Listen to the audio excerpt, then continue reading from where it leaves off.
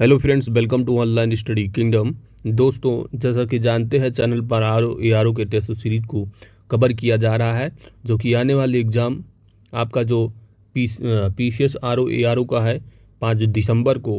या high court RO के लिए आप यहाँ से GK GS को भी अच्छे से कवर कर सकते हैं, कोई दिक्कत नहीं है। तो RO के लिए स्पेशली 140 क्वेश्चंस को यहाँ पर कवर किया जाता है टेस्ट सीरीज़ के माध्यम से। तो अभी तक हम लोगों ने GS की टेस्ट सीरीज़ में जो है वो पहला टेस्ट कंप्लीट कर चुके हैं और आज की इस वीडियो में 4 दूसरे टेस्ट को कवर करेंगे। हिंदी के 4 टेस्ट हो चुके हैं। अगर अभी तक आपने लोगों ने प्रीवियस टेस्ट को कवर नहीं किया है तो वीडियो की जो है लिंक, प्लेलिस्ट लिंक जो है आपको डिस्क्रिप्शन में मिल जाएगी, आप जा कर के ज़रूर कवर करें। तो ज़्यादा टाइम ना लेते हुए दोस्तों, हम लोग यहाँ पर दूसरे टेस्ट को स्टार्ट करते हैं। हाँ, स्टार्ट करने से पहले आपसे एक रिक्वेस्ट है, अगर आप चैनल पर नए हैं दोस्तों, चैनल को जरूर सब्सक्राइब करें, क्योंकि आपकी सब्सक्रिप्शन ही हमारी ताकत है। साथ ही नोटिफिकेशन बेल आइकन को आप जरूर प्रेस कर लीजिएगा, ताकि आने वाली वीडियो की अपडेट्स आप सभी को प्राप्त होती रहे। तो आइए हम लोग फटाफट कवर करते हैं। अब जैसा कि प्रीवियस टेस्ट जो पहला टेस्ट हुआ था, जिसमें कि हिंदी और इंग्लिश दोनों फंड को कवर किया जा रहा था, लेकिन आज की इस टेस्ट में हम लोग जो है हिंदी के फंड को कवर करेंगे, ठीक है। और क्योंकि थोड़ा वहाँ पर जो है स्क्रीन पर आपको जो है थोड़ा साफ कम दिखता है, ठीक है। तो और इसका अगर आप इंग्लिश माध्यम से हैं दोस्तों, तो PDF का लिंक वीडियो की जो है वो डिस्क्रिप्शन में है, या आप हमारे टेलीग्राम चैनल का लिंक वीडियो की डिस्क्रिप्शन में दे रखा है। टेलीग्राम चैनल का लिंक है @ ठीक है। सिंपली आप टेलीग्राम ओपन कीजिए और सर्च बॉक्स में जाइए और टाइप कीजिए UPPCS किंगडम, ठीक है। UPPCS किंगडम चैनल का लिंक आपको मिल जाएगा, वहाँ पर इसकी PDF मिल जाएगी, तो आप इंग्लिश से भी जो है कवर कर सकेंगे, ठीक है।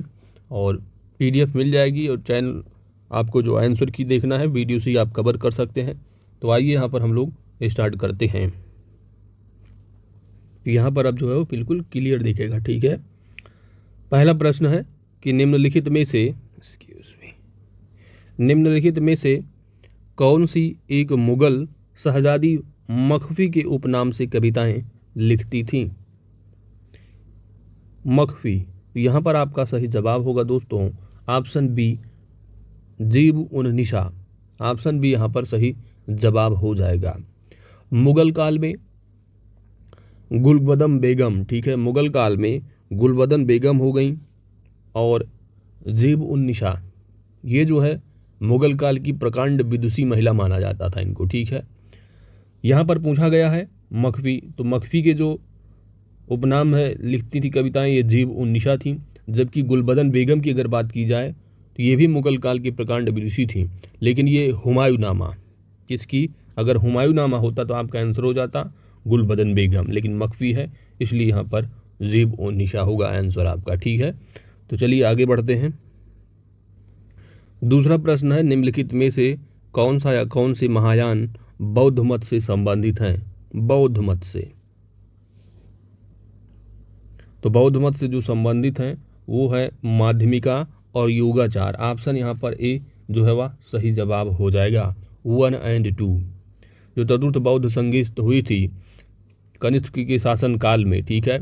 तो कनिष्क के शासन काल में जो है बौद्ध धर्म 2 शाखाओं में विभक्त हो गया था, एक तो हीनयान और दूसरा जो था वह महायान, ठीक है।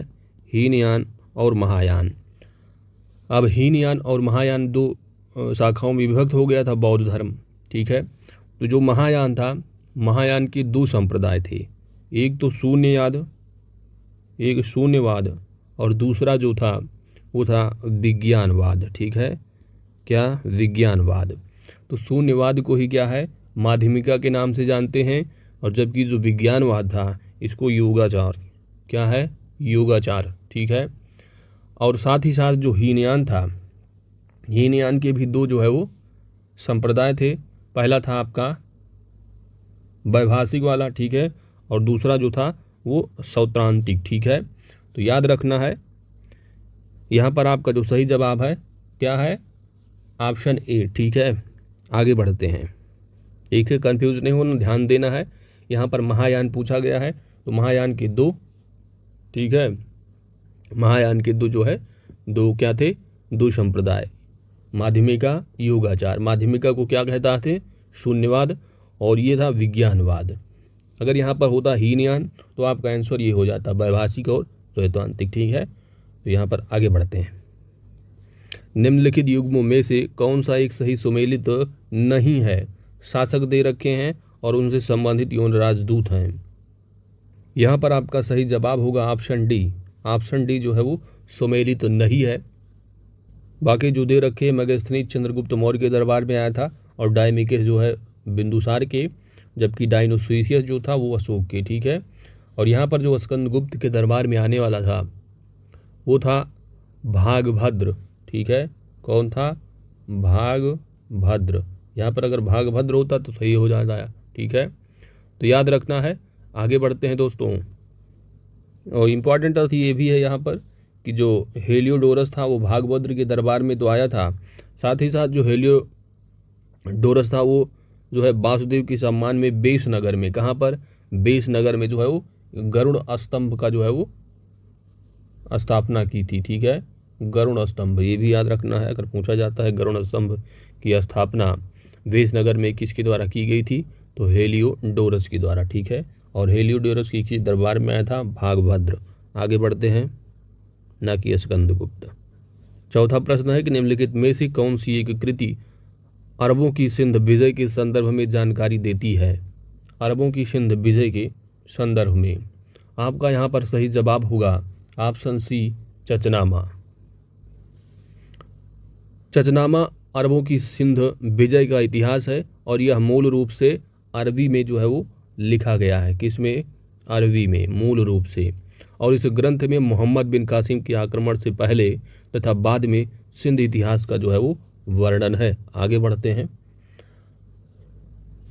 निम्नलिखित कथनों पर विचार कीजिए तथा दिए गए कोड की सहायता से सही उत्तर आपको बताना है। कथन दे रखा है कि लोकमान्य तिलक ने एज ऑफ कंसेंट बिल का जो है वो विरोध किया था। तो कथन तो सही है कि तिलक ने एज ऑफ कंसेंट बिल का विरोध किया था। दूसरा जो दे रखा है कारण ये है कि तिलक का मानना था कि सरकार के बजाय समाज को सामाजिक बुराइयों के उन्मूलन हेतु कदम उठाने चाहिए, इसलिए जो है वो विरोध किया था। तो यहाँ पर कथन और कारण जो है दोनों सही हैं, और ये जो है कारण जो दे रखा है वह एक ही सही व्याख्या भी करता है। ऑप्शन यहाँ सही जवाब होगा। अगला प्रश्न है आपका वन लाइनर फैक्ट में कि बंगाल की निम्न फैक्ट्रियों में से एक जो पुर्तगाली द्वारा स्थापित की गई थी वह कौन थी? तो ये जो प्रश्न स्थापित की गई कहाँ? बांदिल दे रखा, चिंसुरा, हुगली और श्रीरामपुर।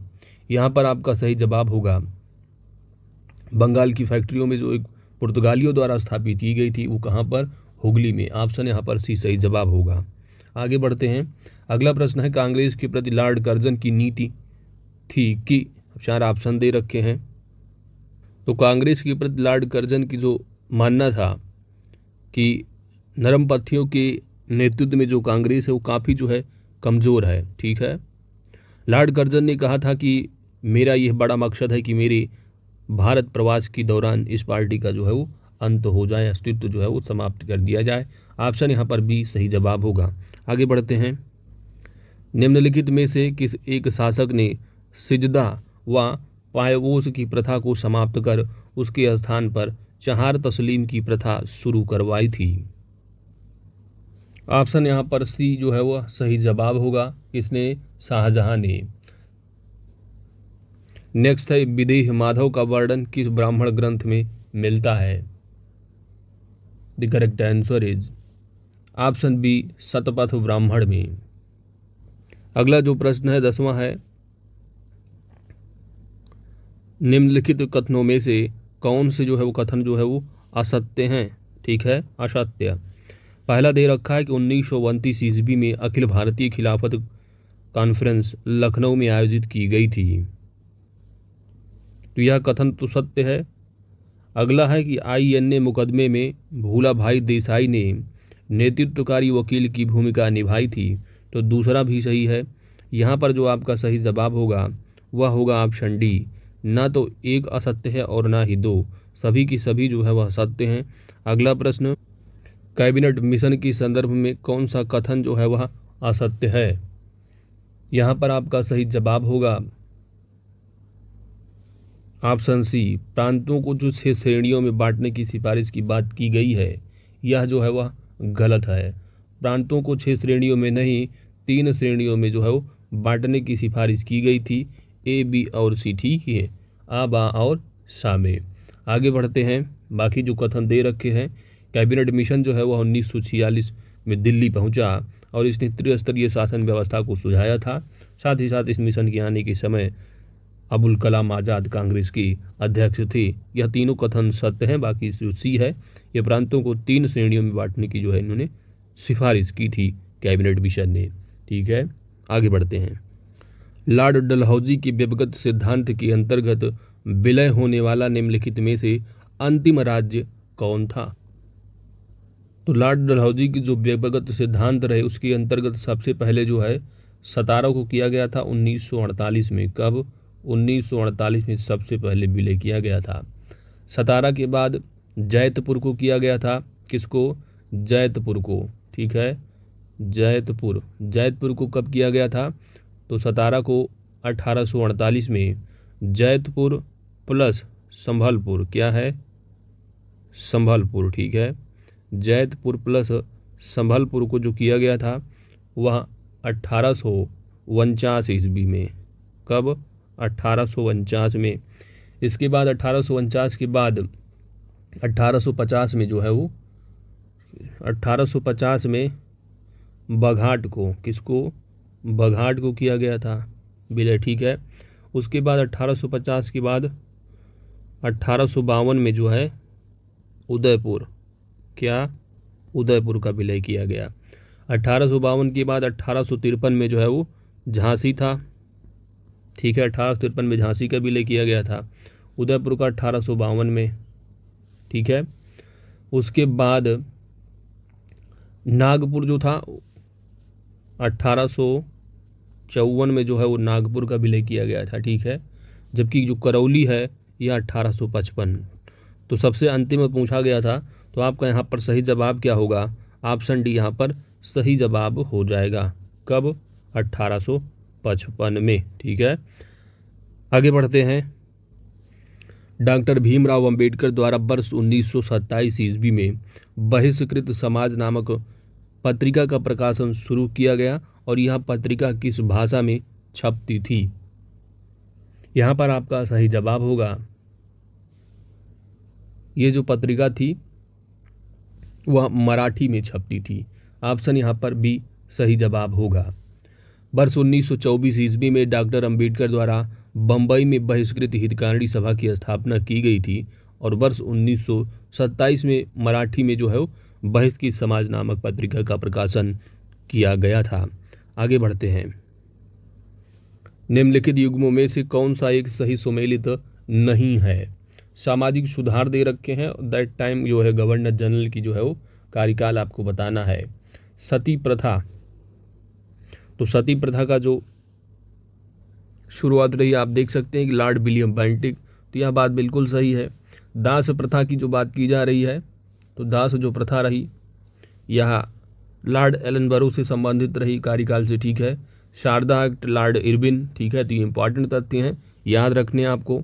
ठगी प्रथा की बात की जाए तो लॉर्ड हेस्टिंग जो दे रखा है यह गलत है। लॉर्ड हेस्टिंग से रिलेटेड नहीं है, लॉर्ड विलियम बेंटिक से रिलेटेड यह भी रहा। ठीक है, लॉर्ड विलियम। सती प्रथा और ठगी प्रथा, ठीक है, ये लॉर्ड विलियम बेंटिक से संबंधित रहे हैं। जबकि जो ये ठगी प्रथा है तो ये लॉर्ड विलियम बेंटिक के कार्यकाल में रही। ठीक है, तो ध्यान देना, इंपॉर्टेंट तथ्य है, एग्जाम में ऐसे ही मिलाने को पूछा जाते हैं। आगे बढ़ते हैं। निम्नलिखित कथनों पर आपको विचार करना है। कथन दे रखे हैं और कारण दे रखे हैं। कथन है कि चार्ल्स मेटकॉफ को समाचार पत्रों का मुक्तिदाता कहा जाता है। तो कथन तो सही है, मेटकॉफ ने liberation of the Indian press act लागू करवाया था, इसलिए चार्ल्स मेटकॉफ को समाचार पत्रों का मुक्तिदाता कहा जाता है।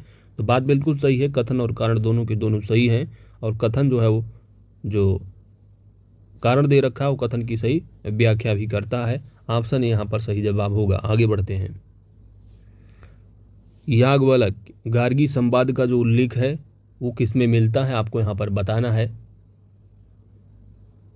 यहाँ पर आपका सही जवाब होगा ऑप्शन डी, बृहदारण्यक उपनिषद में, किसमें, बृहदारण्यक उपनिषद में जो है यह मिलता है याज्ञवल्क्य गार्गी संवाद का उल्लेख। ठीक है, आगे बढ़ते हैं। अगला जो प्रश्न है 17वां नंबर, गाथा सप्तशती नामक पुस्तक, गाथा सप्तशती नामक मुक्तक काव्य की रचनाकार हाल का संबंध किस वंश से है। तो ये आपको याद आ रहा होगा, अगर आपने प्रीवियस टेस्ट को कंप्लीट किया होगा टेस्ट सीरीज को, तो यह प्रीवियस क्वेश्चन ही आपको यहाँ पर देखने को मिल रहे हैं। ऑप्शन यहाँ पर बी सही जवाब होगा। अगला प्रश्न है, उत्तमेरुर अभिलेख का संबंध किस एक से है।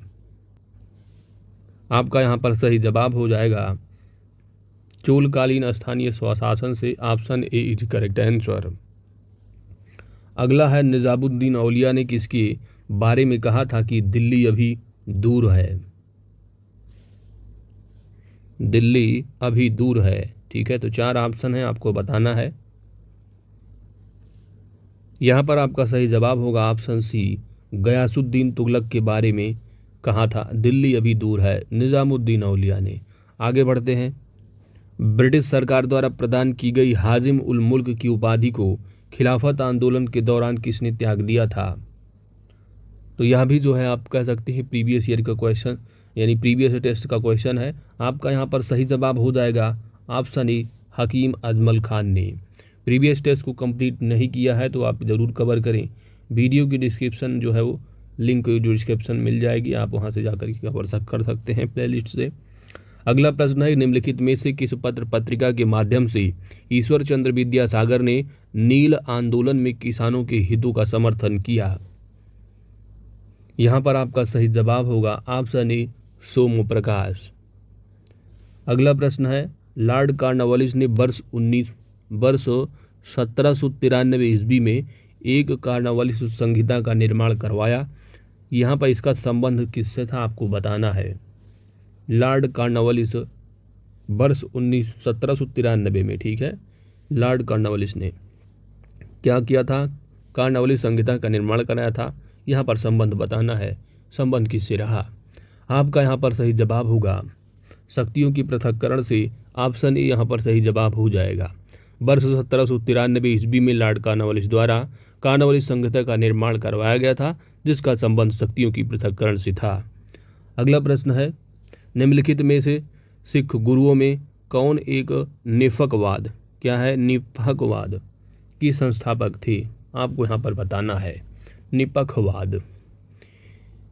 यहाँ पर आपका सही जवाब होगा Guru Nanak. Option B is correct answer.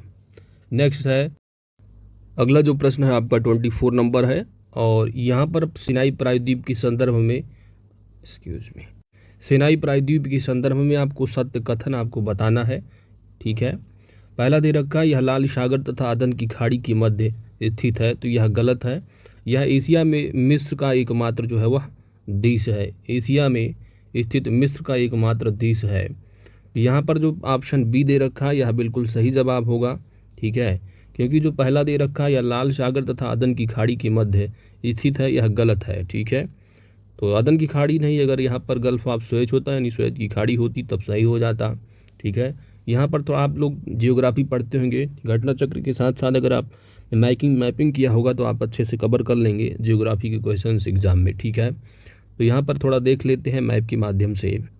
तो दोस्तों जैसा कि आप देख सकते हैं, ये है आपका सिनाई पेनिनसुला है। ठीक है, सिनाई प्रायद्वीप है, और यहाँ पर जो है ये रेड सी है। ठीक है, तो रेड सी, ठीक है, लाल सागर और मेडिटेरियन सी, भूमध्य सागर होता तब सही हो जाता, लेकिन वहाँ पर जो दे रखा था वह अदन की खाड़ी दे रखा था। यहाँ पर अदन की खाड़ी नहीं है, आप यहाँ पर देख सकेंगे। देखिए गल्फ ऑफ सुएज है। ठीक है, और गल्फ ऑफ सुएज जो है वो रेड सी में है। ठीक है, ये है रेड सी, लाल सागर, और इधर है मेडिटेरियन सी। ठीक है, तो यहाँ पर गया था अदन की खाड़ी पूछा था। ठीक है, जो कि गलत है। अदन की खाड़ी जो है वो नहीं, गल्फ ऑफ सुएज है। ठीक है, तो ये पेनिनसुला है। यहाँ पर थोड़ा मैप के माध्यम से आगे चलते हैं। अब बाकी अदन पेनिनसुला जो है इजिप्ट में है। ठीक है, इधर है, आप देख सकते हैं इजिप्ट, मिस्र। ठीक है, तो आइए आगे बढ़ते हैं। अब हम अगला जो प्रश्न है, निम्न कथनों पर विचार करना है, कोर्ट की सहायता से आपको सही उत्तर बताना है।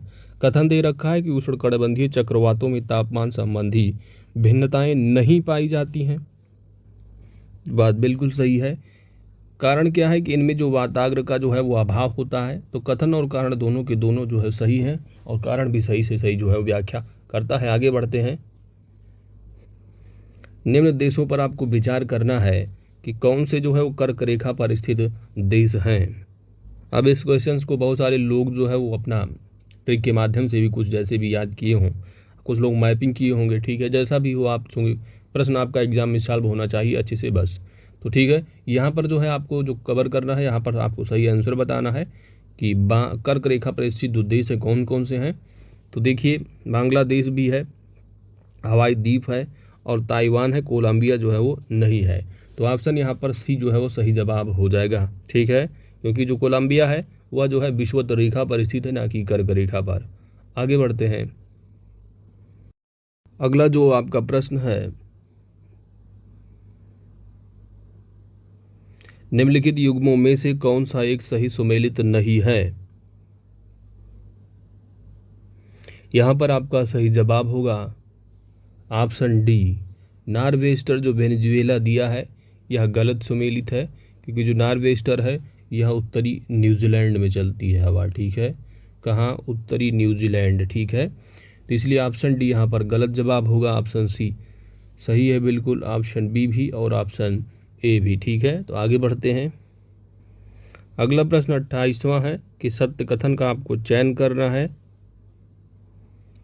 पहला दे रखा है कि भारत में स्थित हिमालय की सर्वोच्च जो चोटी है वह कंचनजंगा है। तो बिल्कुल सही है, और विश्व की तीसरी सबसे ऊंची चोटी है कंचनजंगा। तो ऑप्शन यहाँ पर सी सही जवाब हो जाएगा। आगे बढ़ते हैं। अगला प्रश्न 29 नंबर है। निम्न कथनों पर आपको विचार करना है और यहाँ पर बताना है कि कौन एक पहाड़ी चंदन की वनों के लिए जो है प्रसिद्ध है। ठीक है, तो जो पहाड़ियाँ दे रखी हैं चंदन की वनों के लिए जो प्रसिद्ध पहाड़ी है कौन सी है। यहाँ पर आपका सही जवाब होगा मेलागिरी पहाड़ी। ऑप्शन यहाँ पर सी सही जवाब हो जाएगा। चंदन के वनों के लिए प्रसिद्ध है मेलागिरी। कहाँ पर है ये? तमिलनाडु में। अगला है मालिब्डेनम। तो मालिब्डेनम का सर्वाधिक जो उत्पादन करने वाली क्लाइमेक्स खान कहाँ पर स्थित है। The correct answer is option D, संयुक्त राज्य अमेरिका। अफ्रीका महाद्वीप में स्थित लेसोथो देश के बारे में कौन सा एक कथन असत्य है। यहाँ पर आपका सही जवाब होगा यह ड्रैकेंसबर्ग पर पर्वत पर स्थित है। यह भी सही है। इसकी तटरेखा की जो लंबाई है वह सबसे छोटी है। तो इसकी कोई तटरेखा नहीं है, क्योंकि जो लेसोथो है यह दक्षिण अफ्रीका में एक जो है वो स्थल अवरुद्ध या भू अवरुद्ध आप कह सकते हैं वो देश है। ठीक है, तो ऑप्शन बी यहाँ पर जो है वह सही जवाब हो जाएगा कि यही कथन जो है वह असत्य है। बाकी अफ्रीका महाद्वीप में स्थित जो लेसोथो है इसे शांत घाटियों का देश भी कहा जाता है और इसकी राजधानी मसेरू है। ये सभी के सभी सत्य हैं। तो याद रखना इसकी तटरेखा की लंबाई सबसे छोटी नहीं है, क्योंकि तटरेखा नहीं है यहाँ पर। ठीक है, यह एक स्थल अवरुद्ध देश है। ऑप्शन यहाँ पे जो है वह बी सही जवाब होगा। आगे बढ़ते हैं। अगला प्रश्न है कि निम्नलिखित में शहरों में से कौन सा एक वाराणसी कन्याकुमारी राजमार्ग पर स्थित नहीं है। यहाँ पर आपका सही जवाब होगा ऑप्शन ए, सतना। अगला प्रश्न है निम्नलिखित कथनों पर विचार करना है और सही उत्तर का आपको चयन करना है। कथन दे रखे हैं, कारण दे रखे हैं। ठीक है, कथन है कि लैंडफॉल द्वीप अंडमान निकोबार द्वीप समूह का सबसे उत्तरी द्वीप है। कारण दे रखा है कि कोको जलमार्ग इसे म्यांमार के कोको द्वीप से अलग करता है। यहाँ पर आपका जो सही जवाब होगा, कथन भी सही है कारण भी सही है। दोनों कथन कारण तो दोनों सही हैं, लेकिन जो व्याख्या है, ठीक है, जो कारण है वह कथन की जो है सही रूप से व्याख्या नहीं करता है कि जो कोको जलमार्ग से म्यांमार के कोको द्वीप से अलग करता है, इसीलिए लैंडफॉल द्वीप अंडमान द्वीप सबसे उत्तरी द्वीप है। ये कथन जो है कारण व्याख्या सही नहीं करता। ऑप्शन यहाँ पर भी सही जवाब हो। आगे बढ़ते हैं। अगला प्रश्न है 34 नंबर कि निम्नलिखित पर्वतीय दर्रों में से किस एक से होकर मनाली लेह राजमार्ग नहीं गुजरता है। यहाँ पर आपका सही जवाब होगा बुर्ज दल्ला। ऑप्शन यहाँ पर भी सी सही जवाब हो जाएगा। ठीक है, बाकी रोहतांगला, बारालाचा और टंगलंगला, ठीक है, ये सभी की सभी जो है मनाली लेह राजमार्ग गुजरते हैं। ठीक है, तो याद रखना, यहाँ से आपको ये भी मालूम होना यहाँ पे पता चल रहा है कि रोहतांग दर्रा हो गया, बारालाचा हो गया और आपका ये टंगलंगला, ये सभी की सभी कहाँ पर हैं, हिमाचल प्रदेश में। आगे बढ़ते हैं। छत्तीसगढ़ और मध्य प्रदेश राज्यों में फैला अमरकंटक का पठारी क्षेत्र किस खनिज के उत्पादन के लिए प्रसिद्ध है। यहाँ पर आपका सही जवाब होगा ऑप्शन बी बॉक्साइट। चलते हैं आगे प्रश्न की ओर। अगला प्रश्न है 6 डिग्री चैनल निम्नलिखित में से किन दो देशों के बीच सीमा का निर्धारण करता है। 6 डिग्री चैनल, आपका यहाँ पर सही जवाब होगा भारत और Indonesia. Option B is correct answer. Next है निम्नलिखित देशों में से किस एक को पूर्व का स्विट्जरलैंड के नाम से जाना जाता है। The correct answer is option B Lebanon. 38 number है कि दक्षिण अफ्रीका निम्नलिखित में से कौन सा पर्वत वर्ष भर हिम से ढका रहता है। दक्षिण अफ्रीका का, यहाँ पर आपका सही जवाब होगा Mount Kilimanjaro. Option C is correct answer. अगला प्रश्न है एक सौर वर्ष की अवधि जो है वो कितनी होती है। सौर वर्ष की सही जवाब होगा 25 करोड़ वर्ष। Option C is correct answer. सूर्य जो है आकाशगंगा दैट इज मंदाकिनी की केंद्र का एक चक्कर जो है 25 करोड़ वर्ष में पूरा करता है और इसे ही सौर वर्ष कहा जाता है। अगला प्रश्न है निम्नलिखित में से कौन सी घटनाएं आयनमंडल में संपन्न होती हैं। किसमें, आयनमंडल में। तो दक्षिणी ध्रुवीय प्रकाश का दर्शन बिल्कुल सही है। उत्तरी ध्रुवीय प्रकाश का दर्शन यह भी सही है। ब्रह्मांड किरणों का परिलक्षण, तो यहाँ पर जो सभी की सभी जो घटनाएं हैं ये आयनमंडल में संपन्न होती हैं। ऑप्शन डी यहाँ पर सही जवाब होगा। अगला प्रश्न 41 नंबर है कि ग्रैंड कैनियन संयुक्त राज्य अमेरिका के एरिजोना प्रांत में स्थित खड्ड है जो, यहाँ पर आपको बताना है कि जो गार्ज है या किस नदी पर है। ठीक है, तो ग्रैंड कैनियन संयुक्त राज्य अमेरिका के एरिजोना प्रांत में स्थित गार्ज है जो कि किस नदी पर। The correct answer is option A Colorado नदी पर। ऑप्शन ए यहाँ पर सही जवाब हो जाएगा। 42 नंबर है कि निम्नलिखित में से कौन सी एक भूमध्य सागरीय पवन है जिसका उद्गम स्थल सहारा रेगिस्तान है। Correct answer is option C sirocco. Sirocco जो हवा है या भूमध्य सागर की ओर चलने वाली, सिराको सहारा मरुस्थल से भूमध्य सागर की ओर चलने वाली गर्म शुष्क तथा रेत भरी हवा है और इसका जो उद्गम स्थल है कहाँ है, सहारा रेगिस्तान। अगला प्रश्न है कि दून निम्नलिखित में से किस पर्वत श्रृंखला में पाए जाते हैं। Doon, the correct answer is option A Shivalik, जैसे कि देहरादून। आगे बढ़ते हैं। चूना पत्थर निम्नलिखित में से किस एक क्रम की चट्टानों में प्रमुख रूप से पाया जाता है। करेक्ट आंसर होगा विंध्य क्रम की शैल चट्टानों में। Option A. अगला प्रश्न है आपका थीन परियोजना स्थित है। थीन जो परियोजना है किस नदी पर स्थित है। यहाँ पर सही जवाब होगा रावी नदी पर। अगला प्रश्न है कि भारत में प्रत्येक पंचायत, अब यहाँ पर पॉलिटी शुरू हो जाता है। ठीक है, भारत में प्रत्येक पंचायत अपने प्रथम अधिवेशन की तारीख से 5 वर्षों की अवधि तक कार्य करेगी। यह जो वर्णित है यह कौन से आर्टिकल में दी हुई है। तो यह जो प्रोविज़न है यह आर्टिकल नंबर 243 ई में। ठीक है, ऑप्शन डी यहाँ पर सही जवाब हो जाएगा। अगला प्रश्न है कि राष्ट्रपति द्वारा जारी अध्यादेश संसद सत्र शुरू होने के बाद कितने दिनों के अंदर अनुमति होनी चाहिए। राष्ट्रपति द्वारा अध्यादेश। अध्यादेश का आर्टिकल आप जानते हैं, आर्टिकल नंबर 123 है। यहाँ पर आपको बताना है कि जो अध्यादेश जारी होता है, ठीक है, वह संसद सत्र शुरू होने के बाद कितने दिनों के अंदर अनुमोदित हो जाना चाहिए। ठीक है, यहाँ पर आपका सही जवाब होगा 42 डेज। ऑप्शन यहाँ पर सी सही जवाब होगा। अब यहाँ पर जो है जो 42 दिन दिया है, अब यहाँ पर कंफ्यूज, अगर यहाँ पर सप्ताह दिया होता 6 सप्ताह तो आप बिल्कुल थोड़ा कंफ्यूज नहीं होते। अब 42 दिन लग रहा, तब थोड़ा माइंड अगर लगाएंगे 6 सप्ताह 42 दिन हो जाएगा। ठीक है, इस तरह आगे बढ़ते हैं। निम्नलिखित में से कौन भारत की संविधान का संघीय लक्षण नहीं है। तो यहाँ पर जो संघीय लक्षण नहीं है संविधान का, यहाँ पर जो ऑप्शन दे रखा है, ऑप्शन बी जो सशक्त केंद्र है, यह जो है लक्षण नहीं है, गलत है। बाकी संविधान की सर्वोच्चता है, स्वतंत्र न्यायपालिका है, शक्तियों का विभाजन है, और सशक्त केंद्र संविधान का संघीय लक्षण नहीं बल्कि जो है वो एकात्मक विशेषता है। ठीक है, एकात्मक। आगे बढ़ते हैं। निम्नलिखित में से कौन सा एक संसद में लाए जाने वाले स्थगन प्रस्ताव का लक्ष्य है। स्थगन प्रस्ताव, यहाँ पर सही जवाब होगा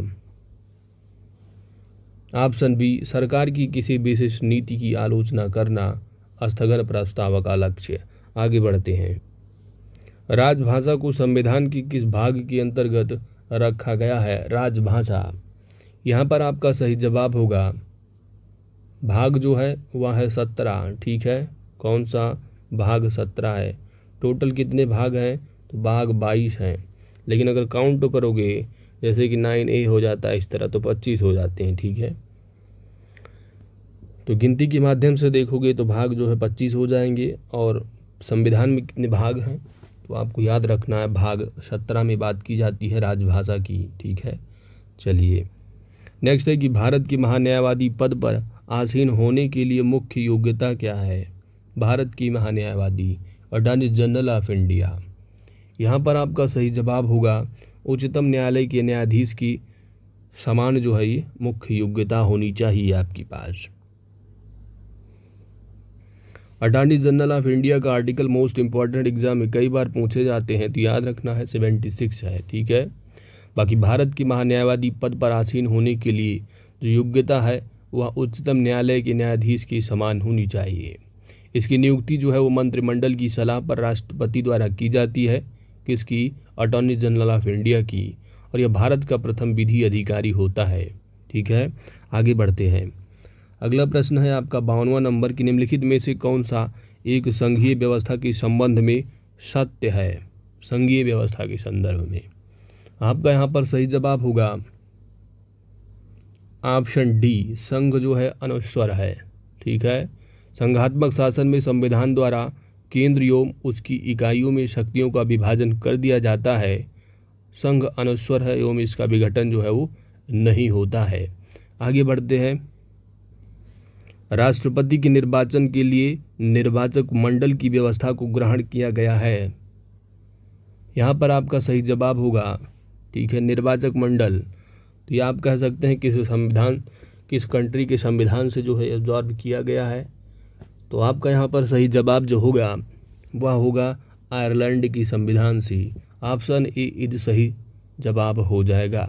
ठीक है, और आयरलैंड की संविधान से ही नीति निदेशक तत्व, ठीक है, भी जो है यहीं से जो है वो ग्रहण किया गया है। ठीक है, राष्ट्रपति की निर्वाचन पृथक निर्वाचक मंडल हो गया, तथा राज्यसभा में जो विशिष्ट सदस्यों को मनोनीत करने की परंपरा है, ठीक है, कितने सदस्य होते हैं, 12 मनोनीत। ठीक है, तो उसको भी जो है वो आयरलैंड की संविधान से ही जो है यह जो है लिया गया। ठीक है, आगे बढ़ते हैं।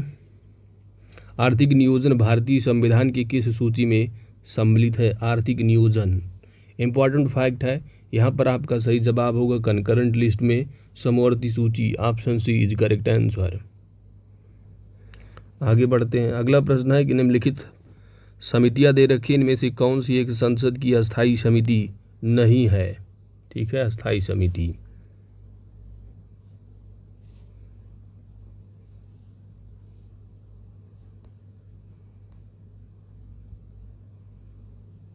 ठीक है, 55 नंबर देखिए।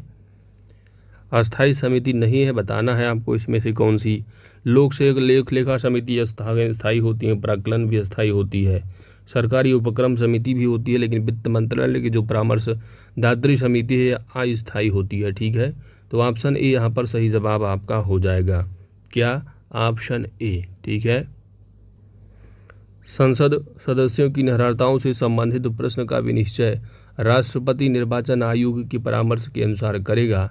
यह जो वर्णित है प्रोविज़न कौन से आर्टिकल में दिया गया है? यहाँ पर आपका सही जवाब हो जाएगा आर्टिकल नंबर 103, ऑप्शन बी यहाँ पर सही जवाब होगा। अगला प्रश्न है आपका, गुवाहाटी उच्च न्यायालय के न्यायिक अधिकार क्षेत्र के अंतर्गत निम्नलिखित में से कौन सा राज्य शामिल नहीं है? करेक्ट आंसर इज, देखिए मिजोरम भी शामिल है, नागालैंड भी, अरुणाचल प्रदेश है, लेकिन गुवाहाटी उच्च न्यायालय के न्यायिक अधिकार के अंतर्गत जो मेघालय है यह शामिल नहीं है। ऑप्शन ए यहाँ पर सही जवाब हो जाएगा। ठीक है, तो गुवाहाटी उच्च न्यायालय के अंतर्गत कौन से हो जाते हैं? मिजोरम है, नागालैंड है, अरुणाचल प्रदेश है, इसके साथ साथ जो है वो असम भी आ जाता है। क्या? असम। ठीक है, तो याद रखना है। आगे बढ़ते हैं। निम्नलिखित में से कौन प्रारूप समिति के सदस्य थे? प्रारूप समिति की, तो संविधान समिति से यहाँ पर प्रश्न है आपका। यहाँ पर आपका जो सही जवाब होगा, देखिए इसमें गोपाल स्वामी आयंकर भी थे। ठीक है, यहाँ पर प्रारूप समिति की सदस्य की बात की जा रही है, ध्यान देना है। और एक थे के मुंशी। ठीक है, तो ये दोनों जो है वो थे प्रारूप समिति की सदस्य। ऑप्शन यहाँ पर इस सी जो है वो सही जवाब हो जाएगा। ठीक, 59 नंबर है जी, प्रश्न है आपका। ठीक है, अंतर्राज्यीय परिषद द्वारा किए जाने वाले कर्तव्यों की प्रकृति तथा उसकी संगठन और प्रक्रिया को निर्धारित जो करता है वह कौन करता है? तो यहाँ पर आपका जो सही जवाब होगा वह होगा राष्ट्रपति। Option E is correct answer.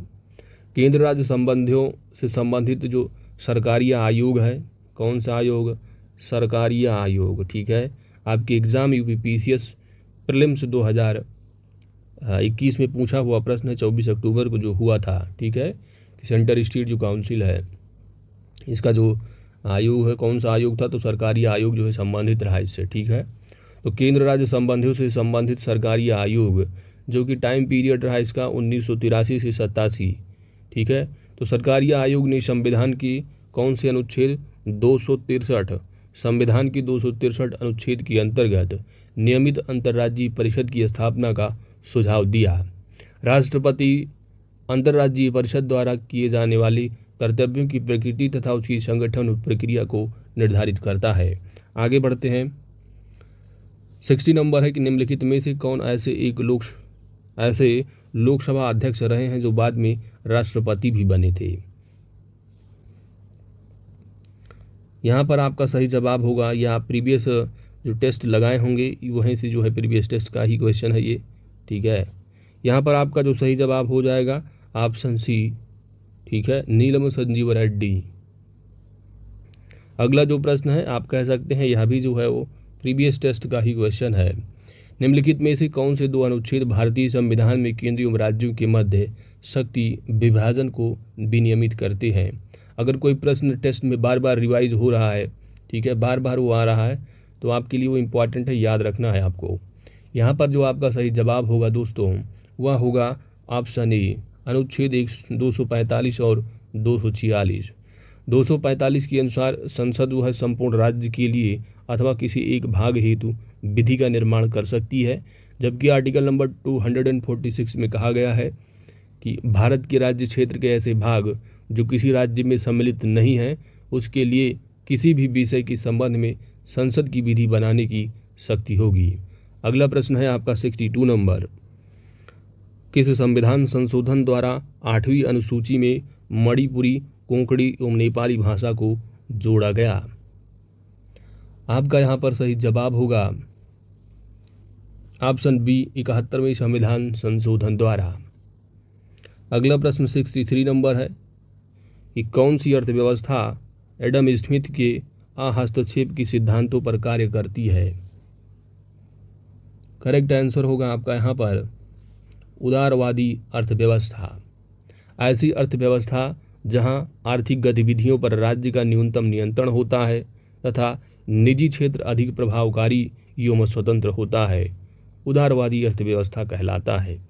इसे पूंजीवादी अर्थव्यवस्था भी कहते हैं। जैसे कि आप जान रहे हैं आजकल इंडिया में कैपिटलाइजेशन पर बहुत ज़्यादा जोर दिया जा रहा है। ठीक है, तो यह जो है अर्थव्यवस्था एडम स्मिथ की हस्तक्षेप सिद्धांतों पर जो है कार्य करती है। आगे बढ़ते हैं। सरकार द्वारा विनिवेश से प्राप्त निधि आती है।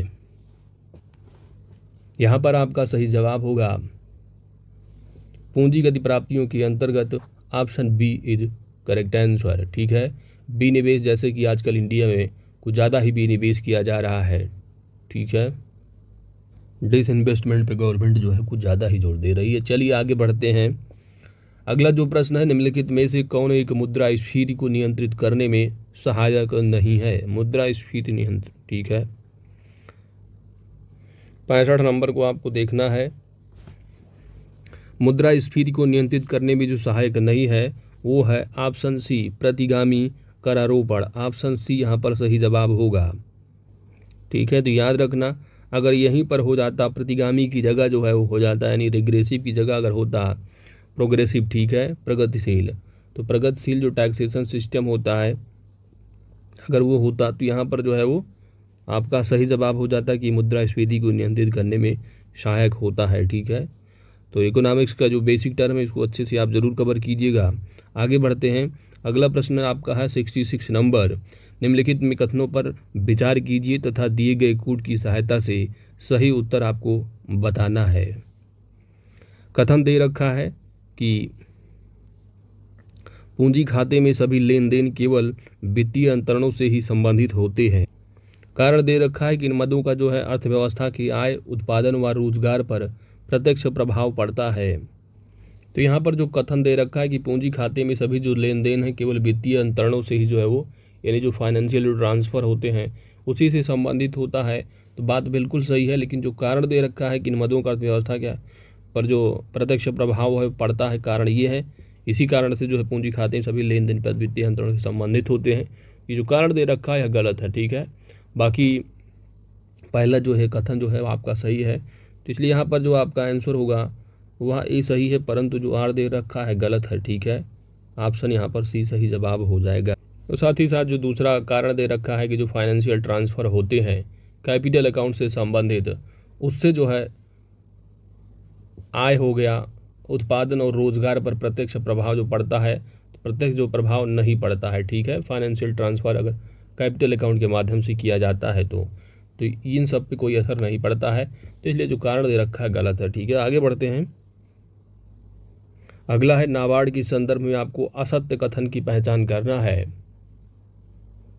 पहला दे रखा है कि नाबार्ड की जो स्थापना हुई है वह 1982 ईस्वी में हुई थी, तो बात बिल्कुल सही है। दूसरा दे रखा है कि यह निर्यात आयात बैंक यानी एग्जिम बैंक को जो है यह पुनर्वित्त प्रदान करता है, तो यह जो बात कही गई है यह गलत है, क्योंकि नाबार्ड का जो प्रमुख उद्देश्य है वह कृषि कार्य हेतु कृषकों को ऋण उपलब्ध कराना एवं ग्रामीण क्षेत्रों की सुधार हेतु वित्तीय सहायता प्रदान करना होता है।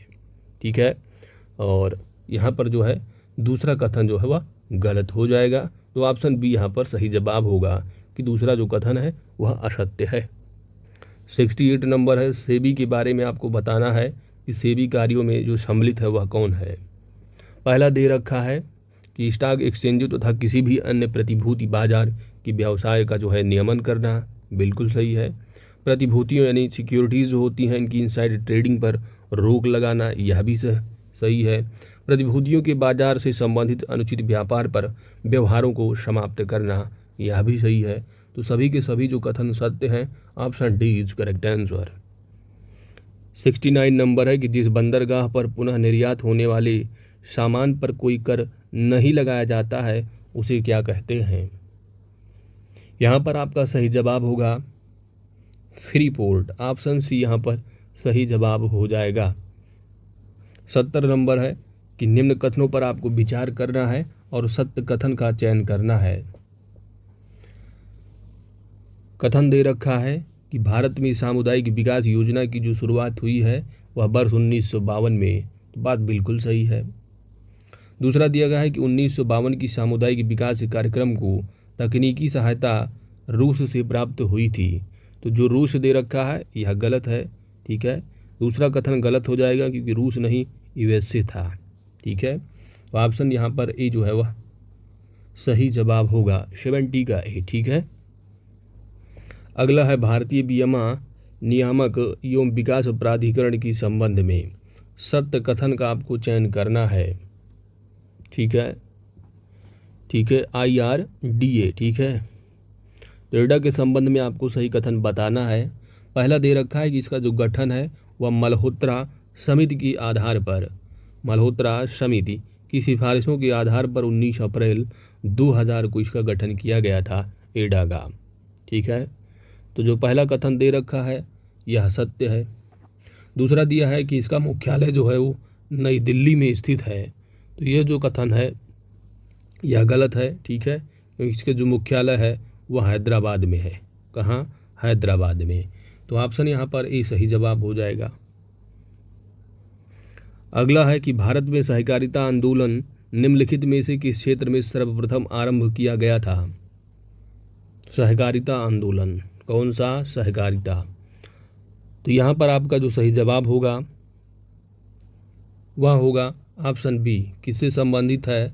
कृषि साख से। ठीक है, साख का मतलब होता है ऋण, लोन। ठीक है, निम्नलिखित युग्मों में कौन सा एक सही सुमेलित नहीं है? ठीक है, पॉलीमर दे रखे हैं और उपयोग दे रखा है। पहला देखा है टेरिलीन, तो टेरिलीन का उपयोग जो है वस्तु उद्योग में किया जाता है, बिल्कुल सही है। पॉलीस्टाइरीन का उपयोग टेलीविज़न कैबिनेट बनाने में उपयोग किया जाता है, यह भी सही है। जबकि जो टैफ्लान है, टैफ्लान का उपयोग जो है नॉन स्टिक कुकिंग बर्तन के लिए किया जाता है उपयोग, बिल्कुल सही है बनाने में। ठीक है, जबकि जो पॉलीप्रोपाइलीन, ठीक है, पॉलीप्रोपाइलीन है, ठीक है, तो पॉलीप्रोपाइलीन को जो है उपयोग जो दिया है केबल उद्योग के लिए किया जाता है, यह बात बिल्कुल गलत है। क्योंकि पॉलीप्रोपाइलीन का जो प्रयोग है वह ट्यूब बनाने में किया जाता है। किसमें?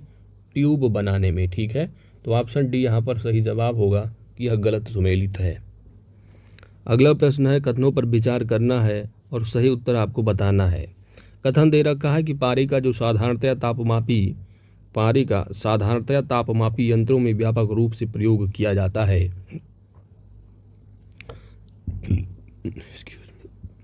तो पहला जो कथन है आपका वह जो है बिल्कुल सही है। कारण दे रखा है कि इसकी ऊष्मीय चालकता निम्न होती है, तो यह गलत है। ठीक है, क्योंकि इसकी ऊष्मीय जो चालकता होती है निम्न नहीं होती, क्या होती है? उच्च होती है। तो ऑप्शन यहाँ पर जो आपका सही जवाब होगा वह हो जाएगा सी। ठीक है, 75 नंबर है कि प्रोटोनोपिया एक आनुवंशिक बीमारी है, इसे अन्य किस नाम से जाना जाता है? यहाँ पर आपका सही जवाब होगा, इसको एक्स लिंक्ड बीमारी के नाम से भी जानते हैं, डाल्टोनिज्म बीमारी के नाम से भी जानते हैं, रक्त वर्णांधता के नाम से भी जानते हैं। तो यहाँ पर आपका सही जवाब होगा उपरोक्त सभी, ऑप्शन डी। प्रोटोनोपिया एक आनुवंशिक बीमारी है जो बीमारी माँ के गर्भ से बच्चे को होती है। डाल्टन ने इस बीमारी की खोज की थी। किसने? डाल्टन ने इस बीमारी की खोज की थी, इसलिए इसे डाल्टोनिज्म बीमारी के नाम से भी जानते हैं। इस बीमारी का जो जीन है वह एक्स क्रोमोसोम पर होने के कारण इसको जो है वो एक्स लिंक्ड बीमारी के नाम से भी जानते हैं। इस बीमारी में 3 रंग, दैट इज़ लाल, हरा और नीला में अंतर जो है वो नहीं कर पाते हैं लोग, तो इसको जो है रक्त वर्णांधता के नाम से भी क्या है? जानते हैं। तो ऑप्शन यहाँ पर डी सही जवाब होगा। अगला प्रश्न है, निम्नलिखित में से कौन एक पदार्थ निश्चेतक नहीं है? ठीक है, निश्चेतक नहीं है। यहाँ पर आपका सही जवाब होगा स्ट्रेप्टोमाइसिन, ऑप्शन सी यहाँ पर सही जवाब हो जाएगा। बाकी nitrous oxide, di ethyl ether, chloroform, ये सभी जो है पदार्थ निश्चेतक हैं, जबकि जो स्ट्रेप्टोमाइसिन है निश्चेतक नहीं है, एक औषधि होती है। ठीक है, आगे बढ़ते हैं। निम्नलिखित युग्मों में से कौन सा एक सही सुमेलित नहीं है? यहाँ पर दे रखा है दाब, यानी भौतिक राशियाँ इनकी इकाई, तो दाब का जो मात्रक है इकाई है पास्कल है, कार्य का मात्रक जूल है। तापमान का जो मात्रक है वह फारेनहाइट है, जबकि जो समय दे रखा है यह प्रकाश वर्ग। तो प्रकाश वर्ग जो है वो प्रकाश वर्ष की जो दूरी होती है वह होती है क्या?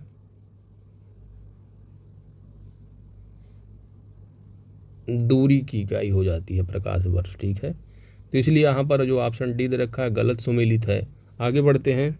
78 नंबर है, यदि किसी व्यक्ति का रुधिर दाब बहुत कम हो, ठीक है, यानी जो ब्लड प्रेशर है बहुत कम हो, तो इनमें से कौन सा हार्मोन देने पर जो है वो उसे जो है वो लाभ होगा, उसे, ठीक है, लाभ होगा। तो यहाँ पर आपका जो सही जवाब होगा वह होगा एड्रीनेलिन। ऑप्शन यहाँ पर भी सही जवाब हो जाएगा। यदि किसी व्यक्ति का रुधिर दाब बहुत कम हो गया हो तो उसे क्या देंगे?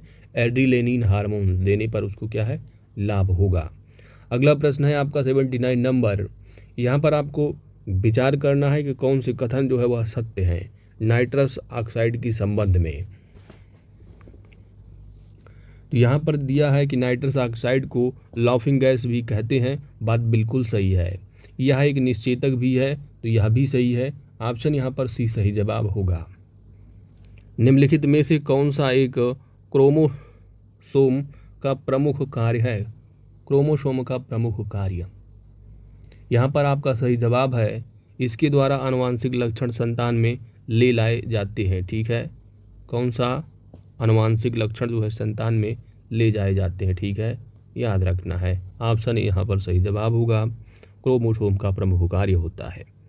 अगला प्रश्न 81 नंबर है। निम्नलिखित में से कौन सा पदार्थ बिजली का कुचालक है परंतु ताप का सुचालक है? बिजली का कुचालक है परंतु ताप का सुचालक है। ऑप्शन यहाँ पर जो डी दे रखा है अभ्रक, यह सही जवाब होगा।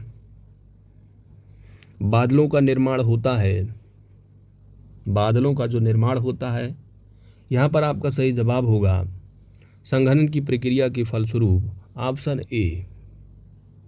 संघनन आप जानते हैं कि जल की गैसीय अवस्था के तरल या ठोस अवस्था में परिवर्तन होने की क्रिया को संघनन कहा जाता है। बादल का जो निर्माण है वो संघनन प्रक्रिया के फलस्वरूप ही होता है। नाभिकीय रिएक्टर के संदर्भ में निम्नलिखित युग्मों में से कौन सा सही सुमेलित है? नाभिकीय रिएक्टर, पहला दिया है कि रिएक्टर का जो ईंधन है यूरेनियम 235 या प्लूटोनियम 239। दूसरा दिया है रिएक्टर में जो मंदक यूज होता है भारी जल अथवा ग्रेफाइट। रिएक्टर में नियंत्रक जो छड़ है कैडमियम या बोरान छड़ होती है। यहाँ पर जो ऑप्शन डी रखा है वो सभी की सभी जो है वो सुमेलित सही है, ठीक है। आगे बढ़ते हैं। अगला प्रश्न है कि सूची आपको मिलान करना है, ठीक है। सूची का जो है आपको मिलान यहाँ पर करना है। उपकरण दे रखा है, उनकी आविष्कारक दे रखे हैं, आपको यहाँ पर मिलान करना है। तो क्रेस्कोग्राफ, तो क्रेस्कोग्राफ जो इसकी जो खोज की थी वो की थी जेसी बोस ने, सुभाष, ठीक है। तो यहाँ पर आपका जो सही जवाब होगा ए का 4 हो जाएगा। ग्रामोफोन की खोज किसने की थी? तो ग्रामोफोन की हो जाएगी एडिसन, ठीक है।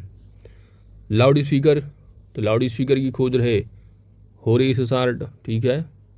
जबकि सुपर कंडक्टिविटी की खोज जो है वो एच के ओनेस, ठीक है। तो ए का 4 और ए का 4 हो गया। ग्रामोफोन यानी बी का 1, ठीक है। और यहाँ पर जो है वो आपका बी ऑप्शन जो है वो सही जवाब हो जाएगा। सी को 2 हो जाएगा और डी का जो है वो 3 हो जाएगा, ठीक है। तो ऑप्शन बी यहाँ पर आपका सही जवाब होगा। आगे बढ़ते हैं। निम्नलिखित में से कौन एक प्रोटीन का कार्य नहीं है? प्रोटीन का कार्य, यहाँ पर आपका ऑप्शन जो दे रखा है विटामिन सी का जो निर्माण है करना, विटामिन सी का निर्माण करना प्रोटीन का कार्य जो है वो नहीं है, क्योंकि विटामिन सी का निर्माण करना किसका कार्य होता है? कार्बोहाइड्रेट्स का, ठीक है। बाकी जो अन्य दे रखे हैं, शारीरिक वृद्धि करना प्रोटीन का कार्य होता है, बिल्कुल सही है। आनुवंशिक लक्षणों के विकास का नियंत्रण जैव उत्प्रेरक के कार्य के रूप में, ये भी। तो यहाँ पर सभी के सभी जो ऑप्शन दे रखे हैं ए को छोड़कर, वह प्रोटीन के कार्य हैं। तो आपका यहाँ पर सही जवाब होगा ऑप्शन ए। सोने की बीमारी होती है, ठीक है, सोने की बीमारी। तो यहाँ पर आपका सही जवाब होगा, देखिए इससे रिलेटेड जो है थोड़ा घुमा के प्रश्न पूछा गया था पीसीएस में, ठीक है।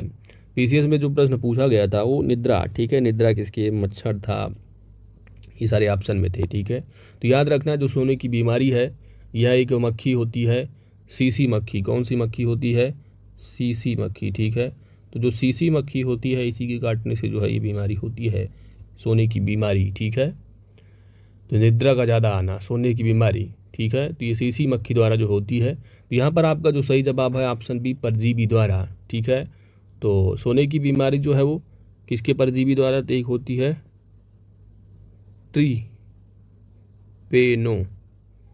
ट्रिपेनोसोमा, ठीक है, ट्रिपेनोसोमा परजीवी द्वारा जो है ये होती है। इससे क्या है, मस्तिष्क प्रभावित होता है, ठीक है। आगे बढ़ते हैं। 87 नंबर है कि निम्नलिखित में से कौन सा एक ओजोन परत की क्षीणता हेतु उत्तरदायी नहीं है। 4 ऑप्शन दे रखे हैं आपके। यहाँ पर आपका जो सही जवाब होगा वह होगा ऑप्शन ए, मेथिल क्लोरोफार्म जो है, क्या, मेथिल क्लोरोफार्म ओजोन परत की क्षीणता हेतु जिम्मेदार नहीं है, ठीक है। ओजोन परत सूर्य से आने वाली हानिकारक पराबैंगनी किरणों को रोकने का कार्य करती है। हाइलोजन्स, नाइट्रस ऑक्साइड, हैलोन आदि प्रमुख गैसें इनके क्षरण के लिए जो है वो उत्तरदायी होती हैं। आगे बढ़ते हैं। थर्मोस्टेट का तात्पर्य, तो थर्मोस्टेट का जो तात्पर्य है यह तापमान को स्थिर रखता है। यह भी प्रीवियस टेस्ट से आया हुआ प्रश्न है। यहाँ पर आपका जो सही जवाब होगा दोस्तों वह सी होगा, ठीक है, कि थर्मोस्टेट एक ऐसी युक्ति है जो किसी तंत्र के तापमान को स्थिर करने में सहायक है और यह कार्य तापक और शीतलक उपकरणों को आवश्यकता अनुसार बंद या चालू रखता है। नेक्स्ट है, निम्नलिखित युग्मों में से कौन सा जो है वो सुमेलित है। तो यूपी स्पेशल से प्रश्न है आपका। यहाँ पर आपका जो सही जवाब होगा वह होगा, देखिए वृंदावन जो मंदिर है मथुरा संबंधित है, मथुरा में बिल्कुल सही है। जेके मंदिर कानपुर बिल्कुल सही है, ठीक है। देवी पाटन जो मंदिर है यह बहराइच में नहीं है, यह गलत हो जाता है क्योंकि देवी पाटन मंदिर जो है यह बलरामपुर में है। बलरामपुर डिस्ट्रिक्ट जो है वहाँ पर एक तुलसीपुर स्थल है, वहाँ पर स्थल, ठीक है, बलरामपुर में। तो इसलिए यहाँ पर जो सही जवाब होगा आपका 1 और 2 ऑप्शन सी। अगला प्रश्न है, निम्नलिखित नृत्यों में से कौन सा एक अवध क्षेत्र में पुरुष नर्तकों द्वारा रामनवमी के अवसर पर सामूहिक रूप से किया जाता है। यहाँ पर आपका सही जवाब होगा ऑप्शन सी, जोगनी। तो जोगनी नृत्य जो है अवध क्षेत्र में पुरुषों नर्तकों द्वारा रामनवमी के अवसर पर सामूहिक रूप से जो है वो किया जाता है। आगे बढ़ते हैं। अगला जो प्रश्न है यह भी यूपी स्पेशल से है कि नेशनल चैम्बर्स ऑफ कॉमर्स, ठीक है, national chamber of industries and commerce UP कहाँ स्थित है। National chamber of industries and commerce, यहाँ पर आपका सही जवाब होगा ऑप्शन सी, आगरा में। उत्तर प्रदेश में औद्योगिक इकाइयों से संबंधित ऑनलाइन सुविधा एक छत के नीचे प्रदान करने हेतु सिंगल विंडो क्लीयरेंस विभाग की स्थापना की गई थी। यहाँ पर आपका सही जवाब होगा वर्ष 18-19 की बजट में, ऑप्शन बी यहाँ पर सही जवाब हो जाएगा, ठीक है। और जो ये औद्योगिक इकाइयों संबंधित जो है सिंगल क्लीयरेंस विंडो किस बजट में मेंशन थी, तो बजट 2018-19 के बजट में। आगे बढ़ते हैं। 93 नंबर है, रेणुकेश्वर महादेव मंदिर कहाँ अवस्थित है। रेणुकेश्वर महादेव मंदिर, यहाँ पर आपका सही जवाब है सोनभद्र में, ऑप्शन सी। तीसरे जैन तीर्थंकर संभवनाथ की जन्मस्थली कौन है। यहाँ पर आपका सही जवाब होगा Shravasti, option C is correct answer. Ramganga नदी परियोजना उत्तर प्रदेश की किस जनपद में स्थित है।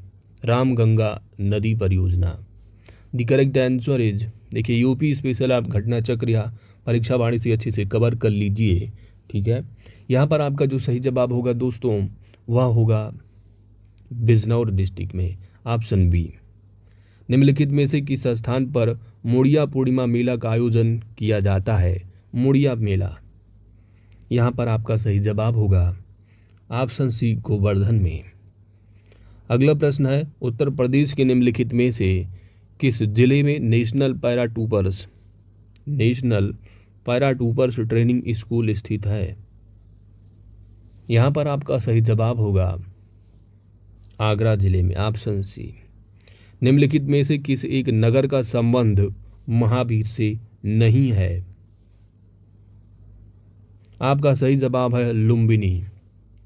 वैशाली को महावीर स्वामी का जन्म स्थान कहा जाता है, जबकि जो पावापुरी है तो पावापुरी जो है निर्वाण स्थल है महावीर का, जबकि जो चंपा है चंपा को महावीर के उपदेश के लिए जाना जाता है। वहीं पर लुम्बिनी जो दे रखा है, लुम्बिनी का संबंध भगवान बुद्ध से रहा है, ठीक है।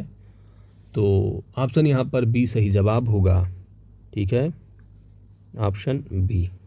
आगे प्रश्न है, जलवायु परिवर्तन पर यानी इन्वायरमेंट से प्रश्न है आपका कि जलवायु परिवर्तन पर भारत की राष्ट्रीय कार्य योजना के 8 राष्ट्रीय मिशन में कौन सम्मिलित नहीं है?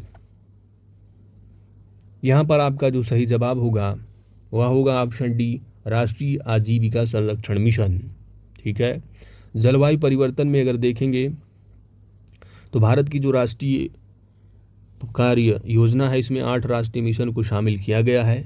पहला है आपका राष्ट्रीय सौर मिशन, दूसरा राष्ट्रीय संवर्धित ऊर्जा दक्षता मिशन, तीसरा है राष्ट्रीय सतत पर्यावरण मिशन, चौथा है राष्ट्रीय जल मिशन, पांचवा राष्ट्रीय हिमालयी पारिस्थितिकी तंत्र परिपथ मिशन, छठा है आपका राष्ट्रीय हरित भारत मिशन, सातवां है राष्ट्रीय सतत कृषि मिशन और आठवां है राष्ट्रीय जलवायु परिवर्तन रणनीतिक ज्ञान मिशन।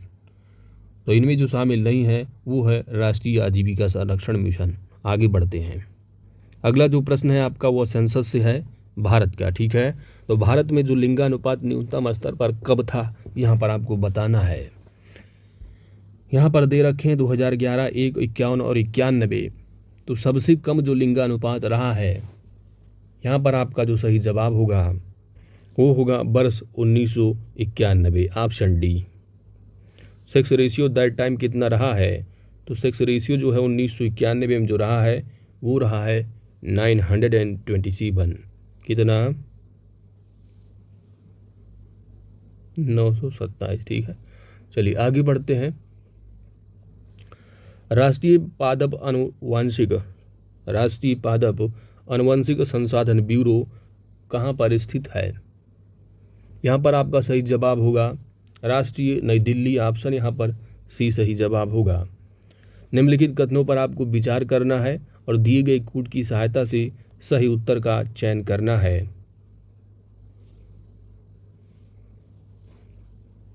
कथन दे रखा है कि प्राथमिक उत्पादकता ध्रुवों की ओर निरंतर कम होती जाती है। कारण दे रखा है कि ये सौर ऊर्जा प्राप्ति की मात्रा पर निर्भर करती है। जैसे जैसे आप मिड में जाएंगे, ठीक है, वैसे वैसे क्या है, निर्भरता ध्रुवों की ओर उत्पादकता जो है वो बढ़ती जाती है। लेकिन अगर आप ध्रुवों की ओर साउथ पोल या नॉर्थ पोल में जाते हैं तो आपकी जो बताया जा रहा है वो कम होती जाती है। बिल्कुल सही है। कारण यह है कि सौर ऊर्जा प्राप्ति की जो मात्रा है निर्भर करती है। इसलिए आपका यहाँ पर सही जवाब होगा दोस्तों ऑप्शन बी यहाँ पर सही जवाब हो जाएगा, ठीक है, कि कथन और कारण दोनों सही हैं। लेकिन इस कारण जो है कि सौर ऊर्जा की मात्रा निर्भर करती है तो ये भी जो है वो थोड़ा गलत है, ठीक है। इसी पे डिपेंड नहीं। आगे बढ़ते हैं क्योंकि बहुत सारी चीज़ें होती हैं। आगे बढ़ते हैं, अब इतना डिटेल नहीं करना आपको, ठीक है। आगे बढ़ते हैं दोस्तों। पहला आगा प्रश्न है आपका 103 है। निम्नलिखित देशों में से कौन सा एक G7 क्या है, G7 के संस्थापक सदस्यों में सम्मिलित नहीं था? यहाँ पर आपका जो सही जवाब होगा वह होगा रसिया, ठीक है। रसिया जो है G7 में शामिल नहीं है।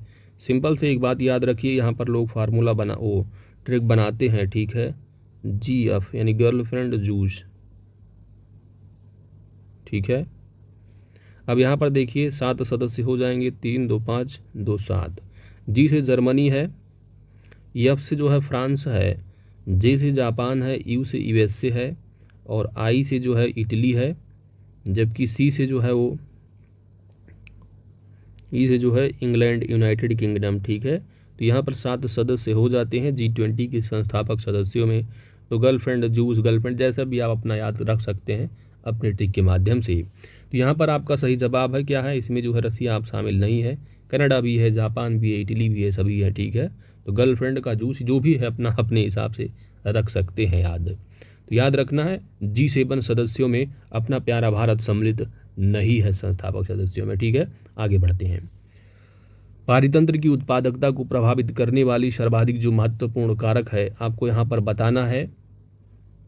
देखिए, इन्वायरमेंट के लिए आप जो घटना चक्र की जो पतली सी है पूर्वावलोकन, अगर आप उसी को अच्छे से कवर कर लेंगे ना, अभी 1 महीने हैं आपके पास, अगर आप अच्छे से कवर कर लेंगे बहुत ईजी है इन्वायरमेंट को पढ़ना। ठीक है, या जीएस दृष्टि इन्होंने एक निकाला उसको आप पढ़ लेंगे तो कवर हो जाएगा, ज़्यादा टेंशन नहीं लेना। इन्वायरमेंट हो गया, पॉलिटी हो गया, ज़्यादा जो आपको फोकस करना है वो हिस्ट्री, जियोग्राफी के लिए और साइंस के लिए थोड़ा मोटी मोटी बुकें। ठीक है, और यहाँ से प्रश्न आपका साइंस तो फेवरेट प्रश्न है, चाहे यूपीपीसीएस का हो, यहाँ से ज़रूर बनेंगे साइंस के, तो साइंस को भी अच्छे से कवर जरूर कीजिएगा। आपका यहाँ पर सही जवाब हो जाएगा ऑप्शन सी, सूर्यताप। ठीक है, क्योंकि जो सूर्यताप है ये पारितंत्र की उत्पादकता और प्रभावित करने वाले सर्वाधिक महत्वपूर्ण कारक है। जैव विविधता और उत्पादकता दोनों में जो है सूर्यताप की अगर कमी है तो कमी आती है, अधिकता है तो अच्छी बात हो जाती है। चलिए आगे बढ़ते हैं। 105 है कि क्षारीय भूमि सुधारक के रूप में प्रयुक्त होने वाला जो रसायन है वह कौन सा है। यहाँ पर आपका जो सही जवाब होगा वह होगा कैल्शियम सल्फेट। ऑप्शन यहाँ पर भी सही जवाब हो जाएगा। और कैल्शियम सल्फेट का जो फार्मूला ये भी पूछा जाता है, याद रखना है CaSO4। ठीक है, 2H2O। ठीक है, तो ये चीज़ याद रखना है। और इसी को जो है जिप्सम भी कहा जाता है, कैल्शियम सल्फेट या जिप्सम। ठीक है, तो क्षारीय मृदाओं में सोडियम की जो मात्रा है वह अधिक होती है, जिसमें पौधों की वृद्धि में बाधा पहुंचती है, और इस प्रकार की भूमि की सुधार के लिए कैल्शियम सल्फेट या जिप्सम की आवश्यकता होती है। That's it. आगे बढ़ते हैं। अगला जो तथ्य है वो चेंचू जनजाति है। ठीक है, तो चाहे वर्ल्ड की जनजातियां हों या भारत की जनजातियां, यहाँ से आपको एक प्रश्न जरूर देखने को मिलते हैं। तो चेंचू जनजाति किस क्षेत्र में वन्य जीव की सुरक्षा से संबंधित है, आपको यहाँ पर बताना है चेंचू जनजाति। तो यहाँ पर आपका जो सही जवाब होगा वह है चेंचू जनजाति जो है ये, इसका जो रीजन है, क्षेत्र है, वो नागार्जुन श्रीशैलम आंध्र प्रदेश है। ऑप्शन ए यहाँ पर सही जवाब हो जाएगा। पर्यावरण मंत्रालय के बयान के अनुसार चेंचू जनजाति दक्षिण भारत की सबसे बड़ी जनजाति है और नागार्जुन श्रीशैलम क्षेत्र वन्य जीव संरक्षण का जो है वो संबंध है इससे, चेंचू जनजाति से। आगे बढ़ते हैं। सुपोषण। सुपोषण का परिमाण नहीं है। 4 ऑप्शन दे रखे हैं। यहाँ पर आपका जो सही जवाब होगा वह होगा जल निकायों में पोषक तत्वों की कमी।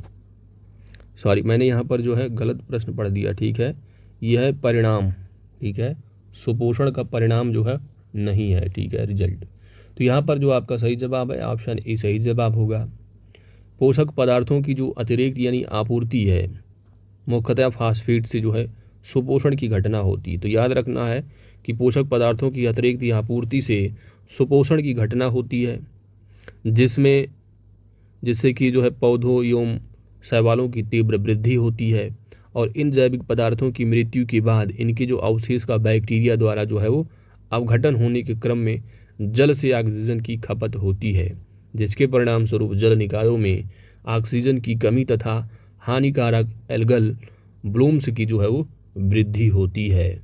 ठीक है, तो जल निकायों में जो है वो पोषक तत्व की कमी नहीं, वृद्धि होती है। ठीक है, आगे बढ़ते हैं। बाकी सारे के सारे जल निकाय में ऑक्सीजन की कमी, एल्गल ब्लूम्स की वृद्धि, ये सारी चीज़ें वो जो है सही है। आगे बढ़ते हैं। फ्रांसीसी भौतिक शास्त्री वैकुरल ने खोज की थी। ठीक है, वैकुरल ने किसकी खोज की थी। यहाँ पर आपका सही जवाब होगा रेडियो एक्टिविटी की, ऑप्शन बी। कब खोज की थी, तो याद रखना है 1886 ईस्वी में। रेडियो एक्टिविटी की सर्वप्रथम खोज एच बैकुरल ने की थी 1886 ईस्वी में। प्राकृतिक रूप से पाए जाने वाले पदार्थों, तत्वों एवं उनके घटकों का कुछ भाग अदृश्य किरणों द्वारा स्वयं विघटित होने की घटना रेडियो एक्टिविटी कहलाती है। अगला प्रश्न है आपका 109, जैवीय रूप से अवघटित होने वाला प्रदूषक है। यहाँ पर आपका सही जवाब होगा ऑप्शन ए मल। ठीक है, अन्य जो दे रखे हैं एस्बेस्टस, प्लास्टिक हो गया, डीडीटी हो गया, तो ये सभी के सभी जो है ये अवघटक हैं। ठीक है, अजैवीय प्रदूषक हैं, जबकि जो मल है यह एक जैवीय रूप से अवघटित होता है। आगे बढ़ते हैं। भारत में पेटेंट अधिनियम सर्वप्रथम कब पारित किया गया? पेटेंट अधिनियम, आपका यहाँ पर सही जवाब होगा वर्ष 1970। Option A is correct answer. Patent एक ऐसा कानूनी अधिकार है जिसके मिलने के बाद यदि कोई व्यक्ति या संस्था किसी उत्पाद को खोजती या बनाती है तो उसे उस उत्पाद को बनाने का एक अधिकार प्राप्त कर लेती है। ठीक है, अब जैसे कि यहाँ पर IAS की मैं टेस्ट सीरीज को करवा रहा हूँ तो समझ रहे हो। चलिए आगे बढ़ते हैं, ज़्यादा नहीं बताएंगे। निम्नलिखित युग्मों पर विचार आपको करना है। सहायक नदी है, मुख्य नदियाँ दे रखी हैं। ठीक है, तो चंबल जो है नर्मदा की सहायक नदी है, तो क्या यह सही है? तो यह बात जो है बिल्कुल नर्मदा की नहीं है। चंबल जो है वह यमुना की सहायक नदी है। किसकी? यमुना की। तो यह जो पहला कथन ये दिया गलत हो जाएगा। सोन नदी किसकी सहायक सोन नदी जो है किसकी सहायक नदी है? यमुना की। तो यह जो दे रखा है गलत है, क्योंकि जो सोन नदी है वो गंगा की सहायक नदी है, सोन नदी। ठीक है, तो यह भी गलत है। मानस जो है वह ब्रह्मपुत्रा नदी की सहायक नदी है, तो यह बात बिल्कुल सही है। तो यहाँ पर जो आपका सही जवाब बनेगा दोस्त वह बन जाएगा केवल और केवल 3। ऑप्शन डी यहाँ पर सही जवाब हो जाएगा। आगे बढ़ते हैं। अगला जो प्रश्न है 112 आपका रीजनिंग का पोर्शन है। तो रीजनिंग का मैथ रीजनिंग जो है हमारी उतनी अच्छी है नहीं दोस्तों, तो आप लोग अपने अपने ट्रिक और अपने अपने मेथड से जो है सॉल्व कीजिएगा। यहाँ पर मैं अपने मेथड से सॉल्व कराने की कोशिश करता हूँ। पहला दे रखा है यहाँ पर आपको खाली जो स्थान इसकी पूर्ति करना है। ठीक है, क्रमवार रखना है आपको। तो यहाँ पर आपको अपना अपना सेंस लगाना है। यहाँ पर जो आपका सही जवाब होगा वह होगा ऑप्शन ए, यहाँ पर सही जवाब हो जाएगा। ठीक है, ए यहाँ पर भरेंगे, फिर ए यहाँ पर लगा देंगे, बी और ए। ठीक है, तो इसका अगर आप बनाएंगे तो ये जो बनेगा आपका, ठीक है, ए बी हो जाएगा, फिर ए। ठीक है,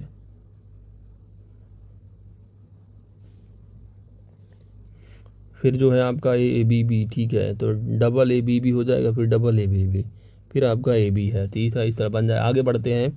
अगला जो है आपका है वो है A113। अब क्या है जेड। ठीक है, A to Z जो होते हैं कितने लेटर होते हैं? तो 26 होते हैं। ठीक है, तो 26वां जो लेटर होगा वो जेड होता है आपका। तो जेड अगर बराबर 26 दे रखा है, ठीक है, तो इसका मतलब ये 52 अगर कर रहे हैं तो 2 गुना कर रहे हैं तभी ये 52 हो रहा है। 26 दूना 52। एक्ट दे रखा है। ठीक है, तो एक्ट में देखेंगे कि जो एक्ट है, एक्ट का अगर आप निकालेंगे तो ए जो है पहला अक्षर है, सी जो है तीसरा होता है। ठीक है, ए जो है पहला हो जाता है, सी जो है तीसरा हो जाता है, टी जो बनता है इजोटी। ठीक है, ये जानते होंगे आप, इजोटी हो गया। 5, 10, 15, 20 और 25, तो ये 25वां हो जाएगा आपका टी। ठीक है, तो 25, 3, 28 और 1 29। ठीक है, और 29 इसको आप प्लस कर लेंगे, 1 3 1 4 हो जाएगा, 25 4 29 और गुणे 2 करेंगे कितना हो जाएगा? 29 दूना। आई थिंक यहाँ पर थोड़ा गलत हो रहा है। ठीक है, इजोटी, यहाँ पर टी जो है 20वां स्थान बनेगा। ठीक है, 20वां। तो यहाँ पर आप क्या करेंगे भाई, ये हो गया 26, जेड बराबर हो गया 26वां लेटर, और 26 गुणे 2 करोगे 52 हो जाएगा। एक्ट की अगर बात करोगे, ए जो है पहला लेटर हो जाएगा, सी जो है तीसरा हो जाएगा, और टी हो जाएगा आपका 20वां लेटर। तो 20 3 23 24, 24 दूना 48 यानी कहें मतलब 2 गुना किया गया है। इसी तरह अगर आप बाइड का कर लेंगे, बाइड का आपको निकालना है। टी जो है 20वां लेटर है, बी ए जो है पहला है और बी जो है दूसरा है। तो 20 1 21 2 23 और 23 को आप 2 से गुणा कर देंगे, 2 गुना 46 हो रहा है। ठीक है, तो यहाँ पर ऑप्शन डी हो जाएगा। आगे बढ़ते हैं। अगला जो प्रश्न है 114 नंबर, ठीक है, रिलेशन से संबंधित आपको निकालना है। दिया है बी जो है वो डी की माँ है। चलो भाई बनाते हैं, बी डी की माँ है। ठीक है, चलो डी की माँ है बी। अब जो है सी डी का भाई है। ठीक है, यानी जो डी का भाई है वो सी है, भाई। ठीक है, और जो डी है वो बी की माँ है। ठीक है, माँ है बी की। अब यहाँ पर उसके बाद क्या कहा जा रहा है, यच जो है ई की बेटी है। ठीक है, ई की बेटी है। और ई जो है ना, जबकि जो डी है वह ई की पत्नी है। डी दिया है, चलो किसकी पत्नी है, ई की। ई की जो है वो पत्नी है, कौन, डी। ठीक है, अब जो है ई आप निकाल लेंगे क्योंकि ई जो है वो यच जो दे रखा है ई की बेटी है। ठीक है, बेटी कौन, यच। निकालना आपको यहाँ पर क्या है, ई का जो है वो सी से बताना है संबंध क्या है। तो ई और सी में, ठीक है, ई की पत्नी है डी और डी का भाई है सी। ठीक है, तो पत्नी का यानी ई की पत्नी का भाई सी है, तो क्या होगा, ये कोई पत्नी है और उसका अगर भाई है तो उसको भाई को क्या कहोगे, साला कहोगे। ठीक है, क्या होगा, साला, या आप कह सकते हैं ब्रदर इन लॉ। ठीक है, साला तो यहाँ पर दिया ही नहीं है ऑप्शन में, बहनोई दिया है। बहनोई ब्रदर इन लॉ कहते हैं, अब क्या कहते हैं, साला कहेंगे यार। यहाँ पर बहनोई दिया है ऑप्शन में। ठीक है, थोड़ा इंग्लिश देख लेते हैं इसका। ठीक है, तो यहाँ पर brother in law option B यहाँ पर सही जवाब हो जाएगा। ठीक है, बहनोई यहाँ पर साला आई थिंक होता। चलो आगे बढ़ते हैं, तो ऑप्शन बी यहाँ पर सही जवाब होगा। ठीक है, इंग्लिश देख लेना। आगे बढ़ते हैं। बीबी की पत्नी को क्या कहा जाता है, बीबी की पत्नी को कहा जाता है साला। आप मुझे कन्फर्म, मैं थोड़ा कंफ्यूज हूँ, साला ही कहा जाता है। अब इन्होंने बहनोई लिखा है, ब्रदर इन लॉ साला ही कहेंगे। ठीक है, आप लोग कमेंट करके जरूर बताइएगा दोस्तों। ठीक है, मेरे हिसाब से साला होना चाहिए। चलो 115 दिया है, यहाँ पर आपको फिल करना है इस स्थान पर। ठीक है, कि कौन सा जो है डिजिट आएगा इस प्लेस पर। ठीक है, तो कॉमन सेंस लगाना है आपको, तो यहाँ पर कॉमन सेंस आपको लगाना है। ठीक है, 6 5 11 4 15 कुछ बन नहीं रहा है, तो आप यहाँ क्या करोगे, 6 5 30 3 चौक 12 यानी 120 हो जाएगा। तो अगर आप यहाँ करोगे 5 गुणे 6 गुणे 4, ठीक है, 5 गुणे 6 गुणे 4, तो यहाँ पर जो आपका आएगा 120 आएगा। 120 को अगर 10 से डिवाइड करोगे 12 आ जाएगा। 6, ठीक है, 6 गुणे 7 गुणे 5 डिवाइड बाई 10 अगर करोगे, 6 7 42, 42 पंचे 4 पंचे 20, 2 पंचे 10 यानी 210 हो जाएगा। तो 210 डिवाइड बाई 10 21 आ जाएगा, यह भी सही है। इसी तरह आपको यहाँ पर भी कर लेना है। तो 4 8 32 गुणे 10 करोगे, 10 से डिवाइड करोगे तो 32 ही आएगा। आपका ऑप्शन जो है सी जो है वो सही जवाब हो जाएगा। ठीक है, 4 गुणे 8 कर लेना, गुणे 10 कर लेने का, डिवाइड बाई 10 कर लेना, ऑप्शन आपका 32 आ जाएगा सही जवाब। आगे बढ़ते हैं। 16वां नंबर दिया है। ठीक है, तो ये सीरीज है, अब श्रेणी है, आपको यहाँ पर बताना है कि यहाँ पर क्या आएगा और यहाँ पर क्या आएगा। ठीक है,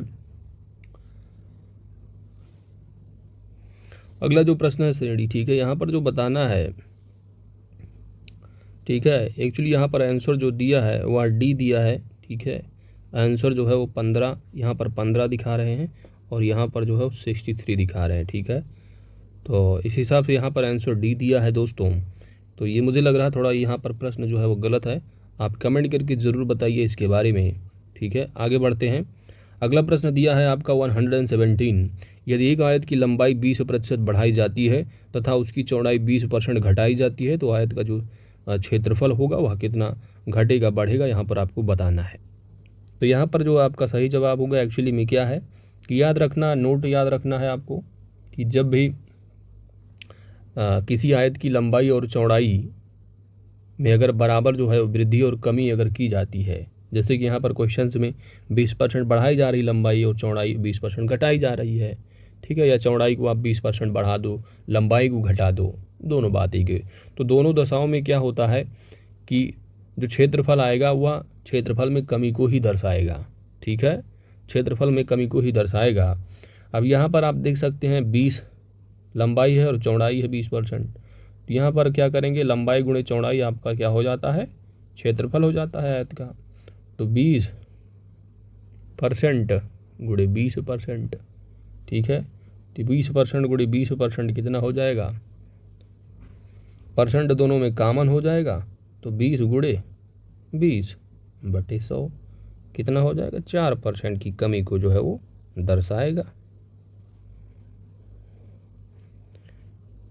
अब यहाँ पर आप प्रैक्टिकली भी देख सकते हो एग्जाम्पल के तौर पर कि जो बात सही है बताई जाती, जैसे कि किसी कोई आयत है, आयत जानते हैं कि चारों जो कोण होते हैं आयत के वो 90 डिग्री पे होते हैं।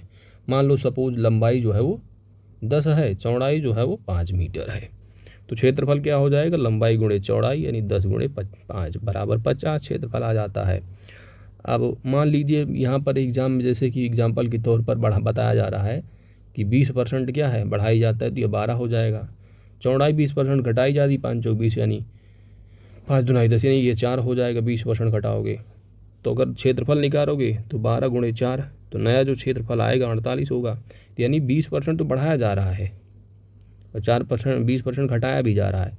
तो कहने का मतलब इक्वल बात हो अगर लंबाई और चौड़ाई में बढ़ाने और घटाने की, तो आपका हमेशा जो क्षेत्रफल आएगा वह कम ही आएगा, कमी को दर्शाएगा। अब यहाँ पर जैसे देख रहे हैं 48, ठीक है। अब मान लीजिए यहीं पर चौड़ाई को आप बढ़ा दे, ठीक है, ये वाइस वर्सा आप समझिए। चलिए इतना इंपॉर्टेंट रहा, आगे बढ़ते हैं। अगला है आपका यहाँ पर आपका सही आरोही क्रम आपको बताना है। अब यहाँ पर क्या है, इसको आप थोड़ा पॉइंट में कर लेते हैं। तो 1/2 को आप 0.5 लिख सकते हैं और 2/5 है तो 5 चौक 20 यानी कहने का मतलब 0.4 हो जाएगा।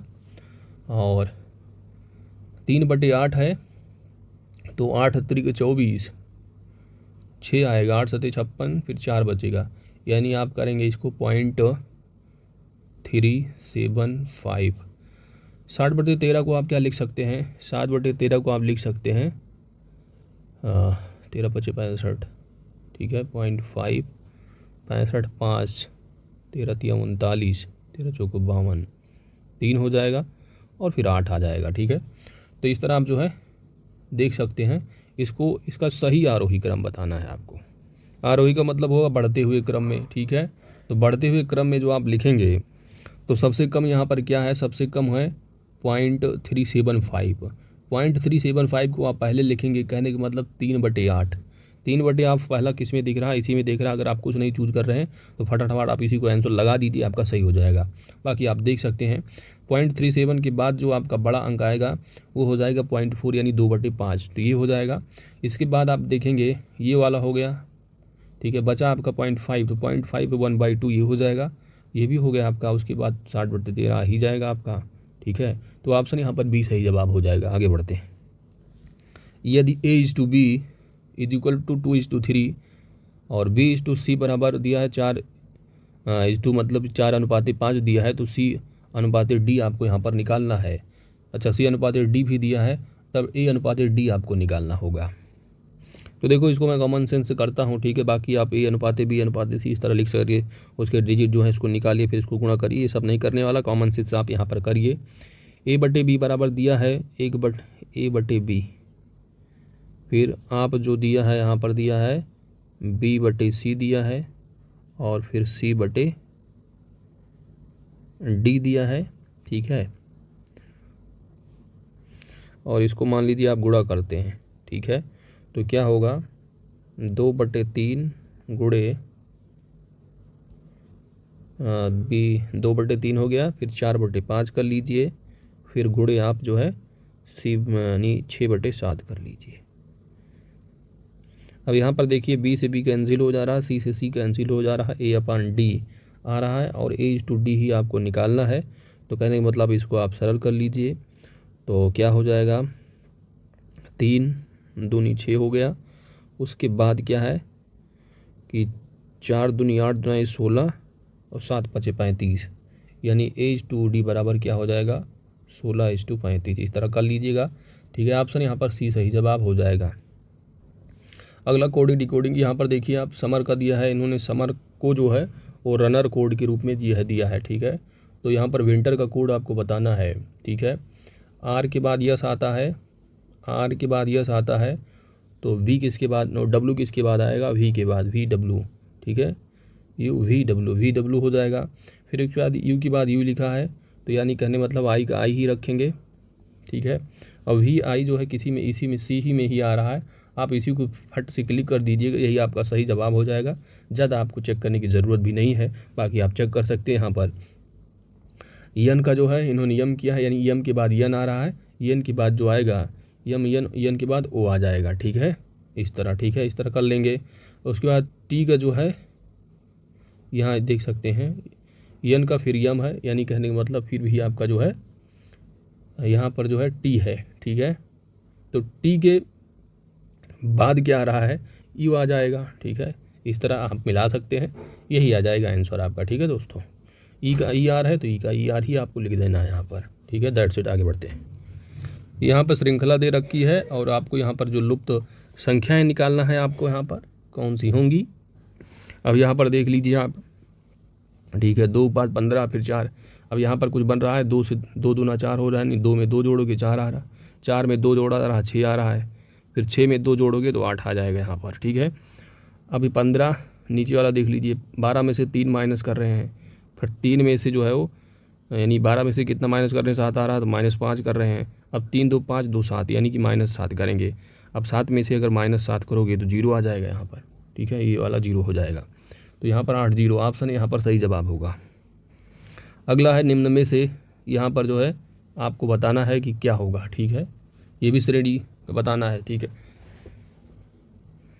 अब यहाँ पर देखिए क्या किया गया है। ठीक है, ये जो 0 लिखा है 6 है, 24 है, 60 है। ठीक है, अब यहाँ थोड़ा अगर आसपास अगर पहुँच रहे हों तो 6 2 दूना 4 दूना 8 है, 3 3 त्रिक 9 त्रिक 27 है, थोड़ा कम उसमें से किया गया है, 3 कम हो गया है, 4 चौक 16 चौक 64, यहाँ पर 4 कम हो गया है। ठीक है, 50 25 पंचे 125 -5 करो 120, इस तरह जो है किया गया है। अब यहाँ पर क्या है, एक का अगर लोगे तो एक का अगर इस क्यूब करोगे -1 करोगे तो 0 आ जाएगा। यहाँ पर जो है वो 4 है। ठीक है, यहाँ पर 2 है क्योंकि सीरियल वाइज चलेंगे। ठीक है, तो 2 का अगर घन क्यूब करेंगे -2 करेंगे तो ये हो जाएगा 6, और यहाँ पर जो है आप देखेंगे 4 सीरियल चल रहे हैं। ठीक है, 1 2 4, यहाँ 3 हो जाएगा। ठीक है, 3 त्रिक 9 त्रिक 27 -3 करोगे तो 24 आ जाएगा। यहाँ पर 4 चौक 16 चौक 64 -4 करोगे। इस तरह यहाँ पर 5 ले लोगे, 50 25 पंचे 125 -5 120, इस तरह आप निकाल लेना दोस्तों। यहाँ पर आंसर डी हो जाएगा। आगे बढ़ते हैं। रीजनिंग का अंतिम प्रश्न है आपका कि एक आदमी अपने घर से दफ्तर 4 किलोमीटर प्रति घंटा की चाल से जाता है, यदि वापस आने में उसकी चाल 6 किलोमीटर प्रति घंटा हो तो उसकी औसत चाल क्या होगी। तो आप स्पीड अगर पढ़े होंगे तो थोड़ा बहुत जानते हैं कि औसत जो चाल होती है मेरे हिसाब से, ठीक है, जो होगी अगर आप सेम दूरी होती है और चाल जो है अलग अलग होती है तो एवरेज चाल जो निकालने का फार्मूला होता है वह हो जाता है, तो यहाँ पर जो है आपका चाल हो जाएगा। ठीक है, चाल आपको निकालना है, चाल बराबर होता है दूरी बटे समय। क्या होता है, दूरी बटे समय होता है। ठीक है, तो दूरी कितनी है, दूरी कितनी तय की गई है, देखिए 4 किलोमीटर प्रति घंटा, 2 रखोगे ऊपर, उसके बाद आप करोगे क्या 1/4 प्लस 1/6, दोनों को सॉल्व कर लोगे अगर आप। ठीक है, दोनों को अगर इनको आप सॉल्व कर लोगे तो आपका जो आंसर हो जाएगा वो 4.8 किलोमीटर प्रति घंटा। ऑप्शन यहाँ पर जो सही जवाब हो जाएगा ऑप्शन बी करेक्ट आंसर। ठीक है दोस्तों, अगला जो प्रश्न है आपका 124 है और यहाँ पर जो है करंट अफेयर का प्रश्न स्टार्ट हो रहा है। तो अगस्त 2021 में शुरू की गई राष्ट्रीय मौद्रीकरण पाइपलाइन निम्नलिखित में से किस एक के द्वारा डेवलप की गई है। यहाँ पर आपका सही जवाब होगा ऑप्शन ए नीति आयोग के द्वारा। किसके द्वारा? नीति आयोग के द्वारा। तो अगस्त 2021 में केंद्रीय मंत्री जो वित्त मंत्री हैं निर्मला सीतारमण, इनके द्वारा जो है राष्ट्रीय मुद्रीकरण पाइपलाइन की शुरुआत की गई है और यह पाइपलाइन नीति आयोग द्वारा अवसंरचना से संबंधित मंत्रालयों के परामर्श से विकसित की गई है। आगे बढ़ते हैं।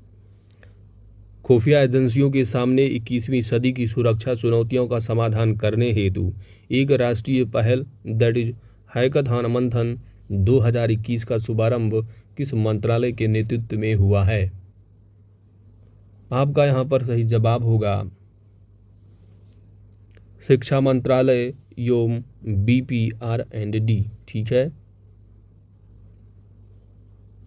126 हाल ही में मध्य प्रदेश के किस शहर में भारत माता का मंदिर बनाने की घोषणा हुई है? भारत माता की जय। यहाँ पर आपका सही जवाब होगा मध्य प्रदेश में स्थल कौन सा है? यह भोपाल है। ऑप्शन ए यहाँ पर सही जवाब होगा। बोल भारत माता की जय। आगे बढ़ते हैं। भारतीय सेना ने हाल ही में स्काई स्ट्राइकर्स ड्रोन के क्रय हेतु किस देश के साथ अनुबंध पत्र पर हस्ताक्षर किया है? भारतीय सेना ने। यहाँ पर आपका सही जवाब होगा ऑप्शन सी इजराइल। अगला प्रश्न है आपका 128। 15 अगस्त 2021 को प्रधानमंत्री नरेंद्र दामोदर दास मोदी द्वारा किस वर्ष तक देश को ऊर्जा उत्पादन का केंद्र बनाकर ऊर्जा स्वतंत्र बनाने का लक्ष्य रखा गया है? ऊर्जा स्वतंत्र। आपका यहाँ पर सही जवाब होगा वर्ष 2047 तक। Option D is the correct answer. प्रधानमंत्री मोदी ने भारतीय स्वतंत्रता की 100 वर्ष पूर्ण होने पर देश को ऊर्जा उत्पादन का केंद्र बनाकर वर्ष 2047 तक ऊर्जा स्वतंत्र बनाने का लक्ष्य रखा है। आगे बढ़ते हैं। 129 नंबर है। 4 ऑप्शन दे रखे हैं, आपके सामने हैं। पूछा जा रहा है कि भारतीय प्रौद्योगिकी संस्थान दैट इज IIT चेन्नई द्वारा हाल ही में विकसित क्या है? नियोबोल्ट। तो हाल ही में विकसित जो नियोबोल्ट है ये है क्या आखिर? जो कि IIT चेन्नई के द्वारा डेवलप किया गया है। यहाँ पर आपका सही जवाब होगा यह एक स्वदेशी मोटर चालित व्हील चेयर है। ठीक है। ऑप्शन यहाँ पर जो है ये सही जवाब होगा स्वदेशी मोटर चालित व्हील चेयर। नेक्स्ट है कि ऑपरेशन ब्लू फ्रीडम का संबंध किससे है? यहाँ पर आपका सही जवाब होगा दिव्यांगजनों की सशक्तिकरण से। Option B is correct answer. हाल ही में सामाजिक एवं न्याय एवं अधिकारिता मंत्रालय द्वारा दिव्यांगों के सशक्तिकरण को वैश्विक स्तर पर पहचान दिलाने के लिए ऑपरेशन ब्लू फ्रीडम का प्रारंभ किया गया है। आगे बढ़ते हैं। टोक्यो ओलंपिक 2020 में किस देश को पराजित कर भारतीय पुरुष हॉकी टीम ने कांस्य पदक जीता है? ऑप्शन यहाँ पर आपका सही जवाब होगा जर्मनी। Option A. ठीक है। तो टोक्यो ओलंपिक 2020 में जर्मनी को पराजित कर भारतीय पुरुष हॉकी टीम ने कांस्य पदक जीता। इससे पहले अंतिम बार हॉकी में भारतीय टीम ने मॉस्को ओलंपिक में स्वर्ण पदक जीता था। अगला जो प्रश्न है आपका 132 अलमोहिद अलहिंदी 2021। अलमोहिद अलहिंदी 2021 समुद्री नौसेना अभ्यास का आयोजन भारत एवं किस देश के मध्य हाल ही में किया गया? अलमोहिदी अलहिंदी 2021। आपका यहाँ पर सही जवाब होगा भारत एवं सऊदी अरब। ऑप्शन यहाँ पर डी सही जवाब हो जाएगा। अगला जो प्रश्न है 133 सूचना एवं प्रसारण मंत्रालय द्वारा हाल ही में निम्नलिखित में से किसकी अध्यक्षता में पत्रकार कल्याण योजना से संबंधित दिशा निर्देशों की समीक्षा हेतु एक 10 सदस्यीय समिति गठित की गई? यहाँ पर आपका सही जवाब होगा अशोक कुमार टंडन। Option D.